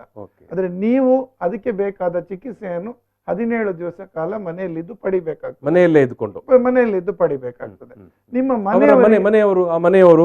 ಮನೆಯವರು 7 ದಿವಸಗಳ ಕಾಲ ಪರೀಕ್ಷೆಯನ್ನು ಒಳಪಡಿಸಬೇಕು. ಅಂದ್ರೆ 1 ದಿವಸ ಬಂದ ದಿವಸದಿಂದ ಯಾವಾಗ ಪಾಸಿಟಿವ್ ಅಂತ ಗೊತ್ತಾಗಿದೆ ಆ ದಿವಸ ಒಂದು ಪರೀಕ್ಷೆ, ಆ ನಂತರ 7 ದಿವಸ ನಂತರ 7ನೇ ದಿವಸ 8ನೇ ದಿವಸ ನೀವು you will be going out. ಈಗ ನಿಮಗೆ ಕೋವಿಡ್ ಉಂಟು, ಒಬ್ಬ ಮನೆಯ ಯಜಮಾನಿಗೆ ಕೋವಿಡ್ ಉಂಟು ಆಯ್ತು, ನಿಮ್ಮ ವರದಿ ಪ್ರಕಾರ ಬಂತು. ಉಳಿದ ಮನೆಯ ಸದಸ್ಯರು ಅಥವಾ ಮೆಂಬರ್ಸ್, ತಾಯಿ, ಪತ್ನಿ, ಮಕ್ಕಳು ಎಲ್ಲರೂ ಕೂಡ ಆ ಮನೆಯಲ್ಲೇ ಉಳ್ಕೊಳ್ಬಹುದು. ಖಂಡಿತ ಉಳ್ಕೊಳ್ಬಹುದು. ಅಷ್ಟೇ ಅಲ್ಲ, ಅವರ ಪರೀಕ್ಷೆ ಕೂಡ ಉಚಿತವಾಗಿ ಆಗ್ತದೆ. ಅವರಿಗೆ ಬಂದಿದ ಅಂತಲೂ ಗೊತ್ತಾಗ್ತದೆ. ಈಗ ಮನೆಯ ಒಬ್ಬ ವ್ಯಕ್ತಿಗೆ ಬಂದಿದ್ದಾನೆ ಅಂದ್ರೆ ನನಗೂ ಬಂದಿರಬಹುದು ಎಂಬ ಸಂಶಯ ಇರ್ತದೆ, ಶಂಕೆ ಇರ್ತದೆ. ಅದನ್ನು ಸರ್ಕಾರವೇ ತೀರಿಸ್ತದೆ. ಅದನ್ನು ಖಂಡಿತ ಪರೀಕ್ಷೆ ಮಾಡಿ ಕೊಡ್ತಾರೆ. ಪರೀಕ್ಷೆ ಆದ ನಂತರ ತಾವು 7 ದಿವಸದವರೆಗೆ ಕ್ವಾರಂಟೈನ್ ಅಂತ ಹೇಳುದಿಲ್ಲ ನಾನು, ತಗೊಳ್ಳಿ. ನೀವು ನಿಮ್ಮನ್ನು ಒಳಗೆ ರೆಸ್ಟ್ ತಕೊಳ್ಳಿ, ಮನೆಯಲ್ಲೇ ರೆಸ್ಟ್ ತಕೊಳ್ಳಿ. ಅದು ಬೆಡ್ ರೆಸ್ಟ್ ಅಲ್ಲ, ಹೋಮ್ ರೆಸ್ಟ್. ಸರಿಯಾದ ಮಾತು ಅದು. 7ನೇ ದಿವಸ ಮತ್ತೆ ಪರೀಕ್ಷೆ ಒಳಪಡಿ. ನೀವು ನೆಗೆಟಿವ್ ಆದ್ರೆ ಮರು ದಿವಸದಿಂದ ಎಲ್ಲೂ ಹೋಗ್ಬೋದು. ಆದ್ರೆ ಆ ವ್ಯಕ್ತಿ ಯಾರು ಕನ್ಫರ್ಮ್ ಪಾಸಿಟಿವ್ ಇದ್ದಾರೆ ಅವರು 10 ದಿವಸ ಕಾಲ, ಮತ್ತೊಂದು 7 ದಿವಸ, 17 ದಿವಸ ಕಾಲ ಜಾಗ್ರತೆ ವಹಿಸಬೇಕು. ಈ ಟೆಸ್ಟ್ಗೆ ಮತ್ತು ಅದಕ್ಕೆ ಬೇಕಾದ ಮೆಡಿಸಿನ್ ಎಲ್ಲವೂ ಉಚಿತ, ಖಂಡಿತ ಉಚಿತ. ಪ್ರಾಥಮಿಕ ಆರೋಗ್ಯ ಕೇಂದ್ರದಲ್ಲೇ ಲಭಿಸುತ್ತೆ. 100ಕ್ಕೆ 100 ಸತ್ಯ. ಅದರಲ್ಲಿ ಯಾವುದೇ ರೀತಿಯ ಸಂಶಯ ಬೇಡ. ಇಷ್ಟು ವ್ಯವಸ್ಥೆಯನ್ನು ನಮ್ಮ ಸರ್ಕಾರ, ನಮ್ಮ ಆಡಳಿತ, ನಮ್ಮ ಜಿಲ್ಲಾಡಳಿತ ಮಾಡಿದೆ, ಖಂಡಿತವಾಗಿ ಮಾಡಿದೆ. ಹಾಗೂ ಅದು ತಮಗೋಸ್ಕರನೇ ಮಾಡಿದೆ, ಅಂದ್ರೆ ಸಾರ್ವಜನಿಕೋಸ್ಕರ ಮಾಡಿದೆ. ಅದು ಬಿಟ್ಟು ಎಲ್ಲೋ ಖಾಸಗಿ ಆಸ್ಪತ್ರೆಗೆ ಹೋಗಿ ಅಲ್ಲೊಂದಷ್ಟು ದುಡ್ಡು ಖರ್ಚು ಮಾಡ್ಕೊಂಡು ಮತ್ತೆ ನನಗೆ ದುಡ್ಡು ಖರ್ಚಾಯ್ತು ಅನ್ನೋ ಭೀತಿ ಬೇಡ. ಮತ್ತೆ ದುಡ್ಡು ಖರ್ಚಾಯ್ತು ಅಂತ ದುಡ್ಡಿನ ಬಿಲ್ ಅನ್ನೆಲ್ಲ ವಾಟ್ಸಪ್ ಅಲ್ಲಿ ಹಾಕೋದು ಬೇಡ, ದಯವಿಟ್ಟು ಬೇಡ. ಡಾಕ್ಟರ್ ಹೇಳ್ತಾ ಇದ್ದಾರೆ ಸರ್ಕಾರದ ವ್ಯವಸ್ಥೆ ಇದೆ. ಸರ್ಕಾರದ ನಮ್ಮದೇ ಪ್ರಾಥಮಿಕ ಹೆಲ್ತ್ ಸೆಂಟರ್ ನಲ್ಲಿ, ಪ್ರಾಥಮಿಕ ಆರೋಗ್ಯ ಕೇಂದ್ರದಲ್ಲಿ ಪ್ರತಿ ಊರಲ್ಲೂ ಇವತ್ತು ಪ್ರಾಥಮಿಕ ಆರೋಗ್ಯ ಕೇಂದ್ರ ಇದೆ. ಮಂಗಳೂರು ಇದೆ, ಹಳ್ಳಿಗಳಲ್ಲೂ ಇದೆ. ದಯವಿಟ್ಟು ಪಡ್ಕೊಳ್ಳಿ, ಅಲ್ಲೇ ತಪಾಸಣೆ ಮಾಡಿ ಅಲ್ಲೇ ಮೆಡಿಸಿನ್ ತಕೊಳ್ಳಿ ಅಂತ. ಎಷ್ಟು ಒಳ್ಳೆಯ ವ್ಯವಸ್ಥೆಗಳನ್ನು ಎಲ್ಲ ಸರ್ಕಾರ ಮಾಡಿದೆ. ಜನ ತಿಳ್ಕೊಳ್ಬೇಕು ಅಥವಾ ಅಗತ್ಯ ಸಂದರ್ಭದಲ್ಲಿ ಬಳಸಿಕೊಳ್ಬೇಕು. ನಮ್ಮಲ್ಲಿ ಏನಾಗಿದೆ ಅಂತ ಹೇಳಿದ್ರೆ ಸರ್ಕಾರ ಏನನ್ನು ಮಾಡಲಿಲ್ಲ ಅಂತ ಹೇಳುವಂಥದ್ದು ಒಂದು ರೂಢಿಯಾಗಿ ಬಿಟ್ಟಿದೆ ನಮಗೆ. ಸರ್ಕಾರ ಅಥವಾ ಸ್ಥಳೀಯ ಆಡಳಿತ ಅಥವಾ ಜಿಲ್ಲಾಡಳಿತ ಏನು ಮಾಡಿದೆ ಅನ್ನುವುದನ್ನು ಯಾರು ತಿಳ್ಕೊಳ್ಳಿಕ್ಕೆ ಹೋಗುದಿಲ್ಲ. ನಮ್ಮಲ್ಲಿ ವೆನ್ಲಾಕ್ ಸರ್ಕಾರಿ ಆಸ್ಪತ್ರೆ ಇದೆ. ವೆನ್ಲಾಕ್ ಸರ್ಕಾರಿ ಆಸ್ಪತ್ರೆ ಏನೆಲ್ಲ ಸೌಲಭ್ಯ ಉಂಟು ಅನ್ನೋದು ವೆನ್ಲಾಕ್ ಬಗ್ಗೆ ಸಿಕ್ಕ ಬಾಯಿಗೆ ಬಂದಾಗೆ ಮಾತನಾಡುವನಿಗೆ ಖಂಡಿತ ಗೊತ್ತಿರ್ಲಿಕ್ಕಿಲ್ಲ. ಯಾರು ಕೋವಿಡ್ ಆಗಿ ಅಲ್ಲಿ ದಾಖಲಾಗಿದ್ದಾರೆ ಅವರು ಮಾತ್ರ ಹೇಳ್ತಾರೆ ನಿಜ ಸ್ಥಿತಿ. ಒಂದೇ ಮನೆಯಿಂದ 2 ಪರಿಸ್ಥಿತಿ ಆಗ್ಬೇಕು. ಒಬ್ರು ಹೋಗಿ ಖಾಸಗಿಯಲ್ಲಿ ಪ್ರವೇಶ ಪಡ್ಕೊಳ್ಬೇಕು, ಒಬ್ರು ವೆನ್ಲಾಕ್ ಅಲ್ಲಿ ಪ್ರವೇಶ ಪಡ್ಕೊಳ್ಬೇಕು. ಇಬ್ರು ಕೋವಿಡ್ ಗುಣಮುಖ ಆದ್ಮೇಲೆ ತಾವು ಮಾತಾಡಿಸ್ತಿದ್ರೆ ಆಗ ತಮಗೆ ಪರಿಸ್ಥಿತಿ. ಅನೇಕ ಮಂದಿ ವೆನ್ಲಾಕ್ ಆಸ್ಪತ್ರೆಯಲ್ಲಿ ಅಡ್ಮಿಟ್ ಆದವರು ಒಂದು, ಮತ್ತೆ ಕಳೆದ ಬಾರಿ ವಿದೇಶಗಳಿಂದ ಫ್ಲೈಟ್ ಬಂದ ಸಂದರ್ಭದಲ್ಲಿ ನೀವೆಲ್ಲ ಟೆಸ್ಟ್ ಮಾಡಿಸ್ತಾ ಇದ್ದೀರಿ, ಆವಾಗ ಪಾಸಿಟಿವ್ ಇದ್ದವರನ್ನೆಲ್ಲ ವೆನ್ಲಾಕ್ ಅಲ್ಲಿ ಅಡ್ಮಿಟ್ ಮಾಡಿದ್ದೀರಿ. ಅನೇಕ ಮಂದಿ ಯುವಕರು ಹೇಳಿದ ಮಾತಿತ್ತು, ದ ಬೆಸ್ಟ್ ಹಾಸ್ಪಿಟಲ್ ಅಂತ. ವೆನ್ಲಾಕ್ ಹಾಸ್ಪಿಟಲ್ ನಲ್ಲಿ ನಮ್ಮನ್ನು ಟ್ರೀಟ್ ಮಾಡಿದ. ಯಾಕಂತ ಹೇಳಿದ್ರೆ ಇವತ್ತಿನ ಸನ್ನಿವೇಶಕ್ಕೂ ಡಾಕ್ಟರ್ ಹೇಳಿದಾಗ 50 ಜನಕ್ಕೆ ಕೋವಿಡ್ ಮರೆತು ಹೋಗಿದೆ, ಆತಂಕ ಮರೆತು ಹೋಗಿದೆ. ಆದರೆ ಕಳೆದ ವರ್ಷ ಇದೇ ಮಾರ್ಚ್, ಏಪ್ರಿಲ್, ಮೇನಲ್ಲಿ ಜನ ಭಾರಿ ಭಯಭೀತರಾಗಿದ್ದು. ಆ ಟೈಮಲ್ಲಿ ವೆನ್ಲಾಕ್ ಆಸ್ಪತ್ರೆಯಲ್ಲಿ ದಾಖಲಾಗಿ ಬಂದಂಥ ಯುವಕರು, ಇವತ್ತಿನ ಕಾಲದ ಯುವಕರು, ಯಾವತ್ತೂ ಕೂಡ ಸರ್ಕಾರಿ ಆಸ್ಪತ್ರೆ ನೋಡೋದವರು, ಶ್ರೀಮಂತರ ಮಕ್ಕಳು ಫ್ಲೈಟ್ನಲ್ಲಿ ಓಡಾಡಿದವರು ಸೌದಿಯಿಂದ ಬಂದವರು, ದುಬೈಯಿಂದ ಬಂದವರು ಹೇಳ್ತಾ ಇದ್ರು ವೆನ್ಲಾಕ್ ಆಸ್ಪತ್ರೆಯಲ್ಲಿ ಎಷ್ಟು ಚೆನ್ನಾಗಿ ನಮ್ಮನ್ನು ನೋಡಿದ್ದಾರೆ ಅಂತ ಹೇಳಿದ್ರೆ ಅದು ನಾವು ಅವರಿಗೆ ಸಲ್ಯೂಟ್ ಕೊಡಬೇಕು, ಎಷ್ಟು ನಮಸ್ಕಾರ ಹೇಳಿದ್ರು ಕೂಡ ಸಾಲದು ಅಂತ. ಸೊ ಹಾಗಾಗಿ ನಾನು ಹೇಳುವಂಥದ್ದು ಇಲ್ಲಿ ಯಾಕಂತ ಹೇಳಿದ್ರೆ ನಮ್ಮ ಸರ್ಕಾರಿ ಅಥವಾ ನಮ್ಮ ಸರ್ಕಾರಿ ಆಸ್ಪತ್ರೆಗಳಲ್ಲಿ ಅಥವಾ ನಮ್ಮ ಪ್ರಾಥಮಿಕ ಆರೋಗ್ಯ ಕೇಂದ್ರಗಳಲ್ಲಿ ಸಾಕಷ್ಟು ಸೌಲಭ್ಯಗಳನ್ನು, ಸಾಕಷ್ಟು ವ್ಯವಸ್ಥೆಗಳನ್ನು ಮಾಡಿದ್ದಾರೆ. ನಾವು ಅದನ್ನು ಬಳಸಿಕೊಳ್ಬೇಕು. ನಾವು ಬಳಸುವುದಿಲ್ಲ, ಆಚೆ ಹೋಗುವುದಿಲ್ಲ, ಆದರೆ ಕಮೆಂಟ್ ಮಾಡ್ತಾ ಇರ್ತೇವೆ ಅಷ್ಟೇ. ಎಸ್ ಡಾಕ್ಟ್ರೆ, ನಾವೀಗ ಲಸಿಕೆಯ ವಿಚಾರಕ್ಕೆ ಬರುವ. ಈಗ ಲಸಿಕೆ ಮೊದಲ ಹಂತದ ಲಸಿಕೆ ಕಾರ್ಯಕ್ರಮ ಮುಗಿದಿದೆ. ಎಸ್, ನಾನು ಈ ನಡುವೆ ಒಂದು ಬ್ರೇಕ್ ತಗೊಳ್ತೇನೆ. ಬ್ರೇಕ್ ನಂತರ ಬಹುಮುಖ್ಯವಾಗಿ ಲಸಿಕೆ ದಕ್ಷಿಣ ಕನ್ನಡ ಜಿಲ್ಲೆಯಲ್ಲಿ ಎಲ್ಲೆಲ್ಲಿ ಲಸಿಕೆಯ ಕೊಡುವಂಥ ಅಥವಾ ವ್ಯಾಕ್ಸಿನ್ ಕೊಡುವಂಥ ವ್ಯವಸ್ಥೆಗಳಿದ್ದಾವೆ, ಯಾರಿಗೆ ಕೊಡುವಂಥ ವ್ಯವಸ್ಥೆ ಇದೆ, ಏನದಕ್ಕೆ ಏನು ಪಾವತಿ ಮಾಡಬೇಕು ಅಥವಾ ಏನು ಪಾವತಿ ಮಾಡಲಿಕ್ಕೆ ಇಲ್ವಾ, ಎಲ್ಲ ವಿಚಾರವಾಗಿ ಡಾಕ್ಟರ್ ಹೇಳಿದ್ದಾರೆ. ವೀಕ್ಷಕರೇ, ಒಂದು ಸ್ವಲ್ಪ ಹೊತ್ತು, ಒಂದು 2 ನಿಮಿಷದ ಜಾಹೀರಾತಿನ ನಂತರ ನೀವು ಭಾರಿ ಗಮನವಿಟ್ಟು ಕೇಳಬೇಕಾದ ವಿಚಾರ. ಯಾಕಂತ ಹೇಳಿದ್ರೆ ಆಮೇಲೆ ಏನೋ ಸಾಮಾಜಿಕ ಜಾಲತಾಣದಲ್ಲಿ ಒಂದಕ್ಕೆ ಒಂದು ಸೇರಿ ಸುದ್ದಿಗಳು ಬರುತ್ತೆ, ಮಾಹಿತಿಗಳು ಬರುತ್ತೆ, ವದಂತಿಗಳು ಬರುತ್ತೆ. ಸೊ ಇಂಥ ಸಂದರ್ಭದಲ್ಲೇ ತುಂಬ ಅಧಿಕೃತವಾಗಿ ನಮ್ಮ ಜಿಲ್ಲೆಯ ನೋಡಲ್ ಅಧಿಕಾರಿಯವರೇ ಮಾತನಾಡ್ತಾರೆ. ಏನು ಹೇಳ್ತಾರೆ ಅನ್ನೋದನ್ನು ನೀವು ಕೇಳಿ. Just wait for 2 minutes. ಪ್ರಚಲಿತ ಈ ಕಾರ್ಯಕ್ರಮದ ಪ್ರಾಯೋಜಕರು ರೋಹನ್ ಕಾರ್ಪೊರೇಷನ್, ಸಹ ಪ್ರಾಯೋಜಕರು father Muller's charitable trust, SDM college Ujire, VK furniture and electronics. Yes, covid ಲಸಿಕೆಯ ಜಾಗೃತಿ ಕಾರ್ಯಕ್ರಮ. ಈ ಸಂದರ್ಭದಲ್ಲಿ ನಮ್ಮ ಜೊತೆಗೆ ಡಾಕ್ಟರ್ ನವೀನ್ ಚಂದ್ರ ಕುಲಾಲ್ ಅವರು, ಜಿಲ್ಲಾ ಕೋವಿಡ್ ಸಂಬಂಧಪಟ್ಟಂಥ ನೋಡಲ್ ಅಧಿಕಾರಿಗಳು. ಕಳೆದ 1 ವರ್ಷದಿಂದ ಕೋವಿಡ್ ಸಲುವಾಗಿ ಅಥವಾ ಕೊರೋನಾ ವಿಚಾರವಾಗಿ ಜನರ ಸೇವೆಯಲ್ಲಿರುವಂಥ corona frontline warrior doctor Naveen Chandra Kulal ಅವರು ಈ ಸಂದರ್ಭದಲ್ಲೇ ಕೋವಿಡ್ 2ನೇ ಅಲೆ ವಿಚಾರವಾಗಿ ಮಾತಾಡಿದ್ದಾರೆ. ಯಾವ ರೀತಿಯ ಮುನ್ನೆಚ್ಚರಿಕೆಗಳನ್ನು ವಹಿಸಬೇಕು, ಒಂಚೂರು ಎಡವಿದ್ದರೂ ಕೂಡ ಪರಿಸ್ಥಿತಿ ಮತ್ತೆ ಕಳೆದ ವರ್ಷದ ಅದೇ ರೀತಿ ಮರುಕಳಿಸಬಹುದು ಅನ್ನುವಂಥ ಎಚ್ಚರಿಕೆಯನ್ನು ಕೂಡ ಕೊಟ್ಟಿದ್ದಾರೆ. ಸಾಮಾಜಿಕ ಅಂತರ ಅಥವಾ ಮಾಸ್ಕ್ ಧರಿಸಿಕೊಳ್ಳುವಂಥದ್ದು, ಸ್ಯಾನಿಟೈಸೇಷನ್ ಮತ್ತು ರೋಗ ಲಕ್ಷಣಗಳು, ಶೀತ, ನೆಗಡಿ, ಜ್ವರ ಬಂದರೆ ಟೆಸ್ಟ್ ಮಾಡಿಸಿಕೊಳ್ಳಿ. ಸ್ಥಳೀಯ ಪ್ರಾಥಮಿಕ ಆರೋಗ್ಯ ಕೇಂದ್ರದಲ್ಲಿ ಉಚಿತವಾಗಿ ಟೆಸ್ಟಿಂಗ್ ವ್ಯವಸ್ಥೆ ಇದೆ, ಜೊತೆಗೆ ಮದ್ದಿನ ವ್ಯವಸ್ಥೆ ಕೂಡ ಇದೆ. ಒಂದು ವೇಳೆ ಕೋವಿಡ್ ಪಾಸಿಟಿವ್ ಅಂತಲೇ ಬಂದರೂ ಕೂಡ ಮನೆಯಲ್ಲೇ ಇರಬಹುದು, ಮನೆಯಲ್ಲೇ ಚಿಕಿತ್ಸೆ ಪಡೆಯಬಹುದು ಅನ್ನೋಂಥ ಇದನ್ನು ಹೇಳಿದ್ದಾರೆ. ಮತ್ತು ಉಚಿತವಾಗಿ ನಿಮಗೆ ಮದ್ದು ಕೂಡ ಸರ್ಕಾರದ ವತಿಯಿಂದಲೇ ಕೊಡುತ್ತೆ, ಪ್ರಾಥಮಿಕ ಆರೋಗ್ಯ ಕೇಂದ್ರದಿಂದಲೇ ಅಂತ. ಎಸ್ ವೀಕ್ಷಕರೇ, ನಾನು ಆಗಾಗಲೇ ಹೇಳಿದ ಹಾಗೇನೆ ಕೋವಿಡ್ ಲಸಿಕೆ ವಿಚಾರವಾಗಿ, ಲಸಿಕೆ ಈಗಾಗಲೇ ಮೊದಲ ಹಂತದ ಒಂದು ಲಸಿಕೆಯ ಅಭಿಯಾನ ಮುಗಿದಿದೆ. ಮೊದಲ ಹಂತದಲ್ಲಿ ಡಾಕ್ಟ್ರೇ, ಮೊದಲ ಹಂತದಲ್ಲಿ ಬಹುಶಃ ಕೊರೋನಾ ವಾರಿಯರ್ಸ್ಗೆ ಮಾತ್ರ ಇತ್ತು. ಮೊದಲ ಹಂತದಲ್ಲಿ ವೈದ್ಯಕೀಯ ಸಮೂಹಕ್ಕೆ ವೈದ್ಯರು, ಪ್ಯಾರಾಮೆಡಿಕಲ್, ವೈದ್ಯರ ಕೊಠಡಿಯಲ್ಲಿರುವ ಎಲ್ಲರನ್ನು, ಅಂದ್ರೆ ಆಯಾ ಇರ್ಬೋದು ಅಥವಾ ಅವರ ಆಂಬ್ಯುಲೆನ್ಸಿನ ಡ್ರೈವರ್ ಇರ್ಬೋದು ಅಥವಾ ಎದುರುಗಡೆ ಏನು ರಿಸೆಪ್ಷನ್ ಅಂತ ಹೇಳ್ತೀವಿ ಅಥವಾ ಸ್ವಾಗತಕಾರರು, ಅವರಿಗೆಲ್ಲರಿಗೂ ಮೊದಲ ಹಂತದಲ್ಲಿ ನೀಡಲಾಯಿತು. 2ನೇ ಹಂತದಲ್ಲಿ ದಕ್ಷಿಣ ಕನ್ನಡ ಜಿಲ್ಲೆಯಲ್ಲಿ ಎಲ್ಲ ಈ ಫ್ರಂಟ್ ಲೈನ್ ವರ್ಕರ್ಸ್ ಅಂತ ಹೇಳ್ತೇವೆ, ಅಂದ್ರೆ ಈ ಜಿಲ್ಲಾ ಪಂಚಾಯತಿ ಸಂಬಂಧಪಟ್ಟ ಹಾಗೆ ರೆವಿನ್ಯೂಗೆ ಸಂಬಂಧಪಟ್ಟಂತೆ, ಪೊಲೀಸ್ ಇಲಾಖೆಗೆ ಸಂಬಂಧಪಟ್ಟಂತೆ, ಮತ್ತೆ ಈ CSF ಅಥವಾ ಮಿಲಿಟರಿ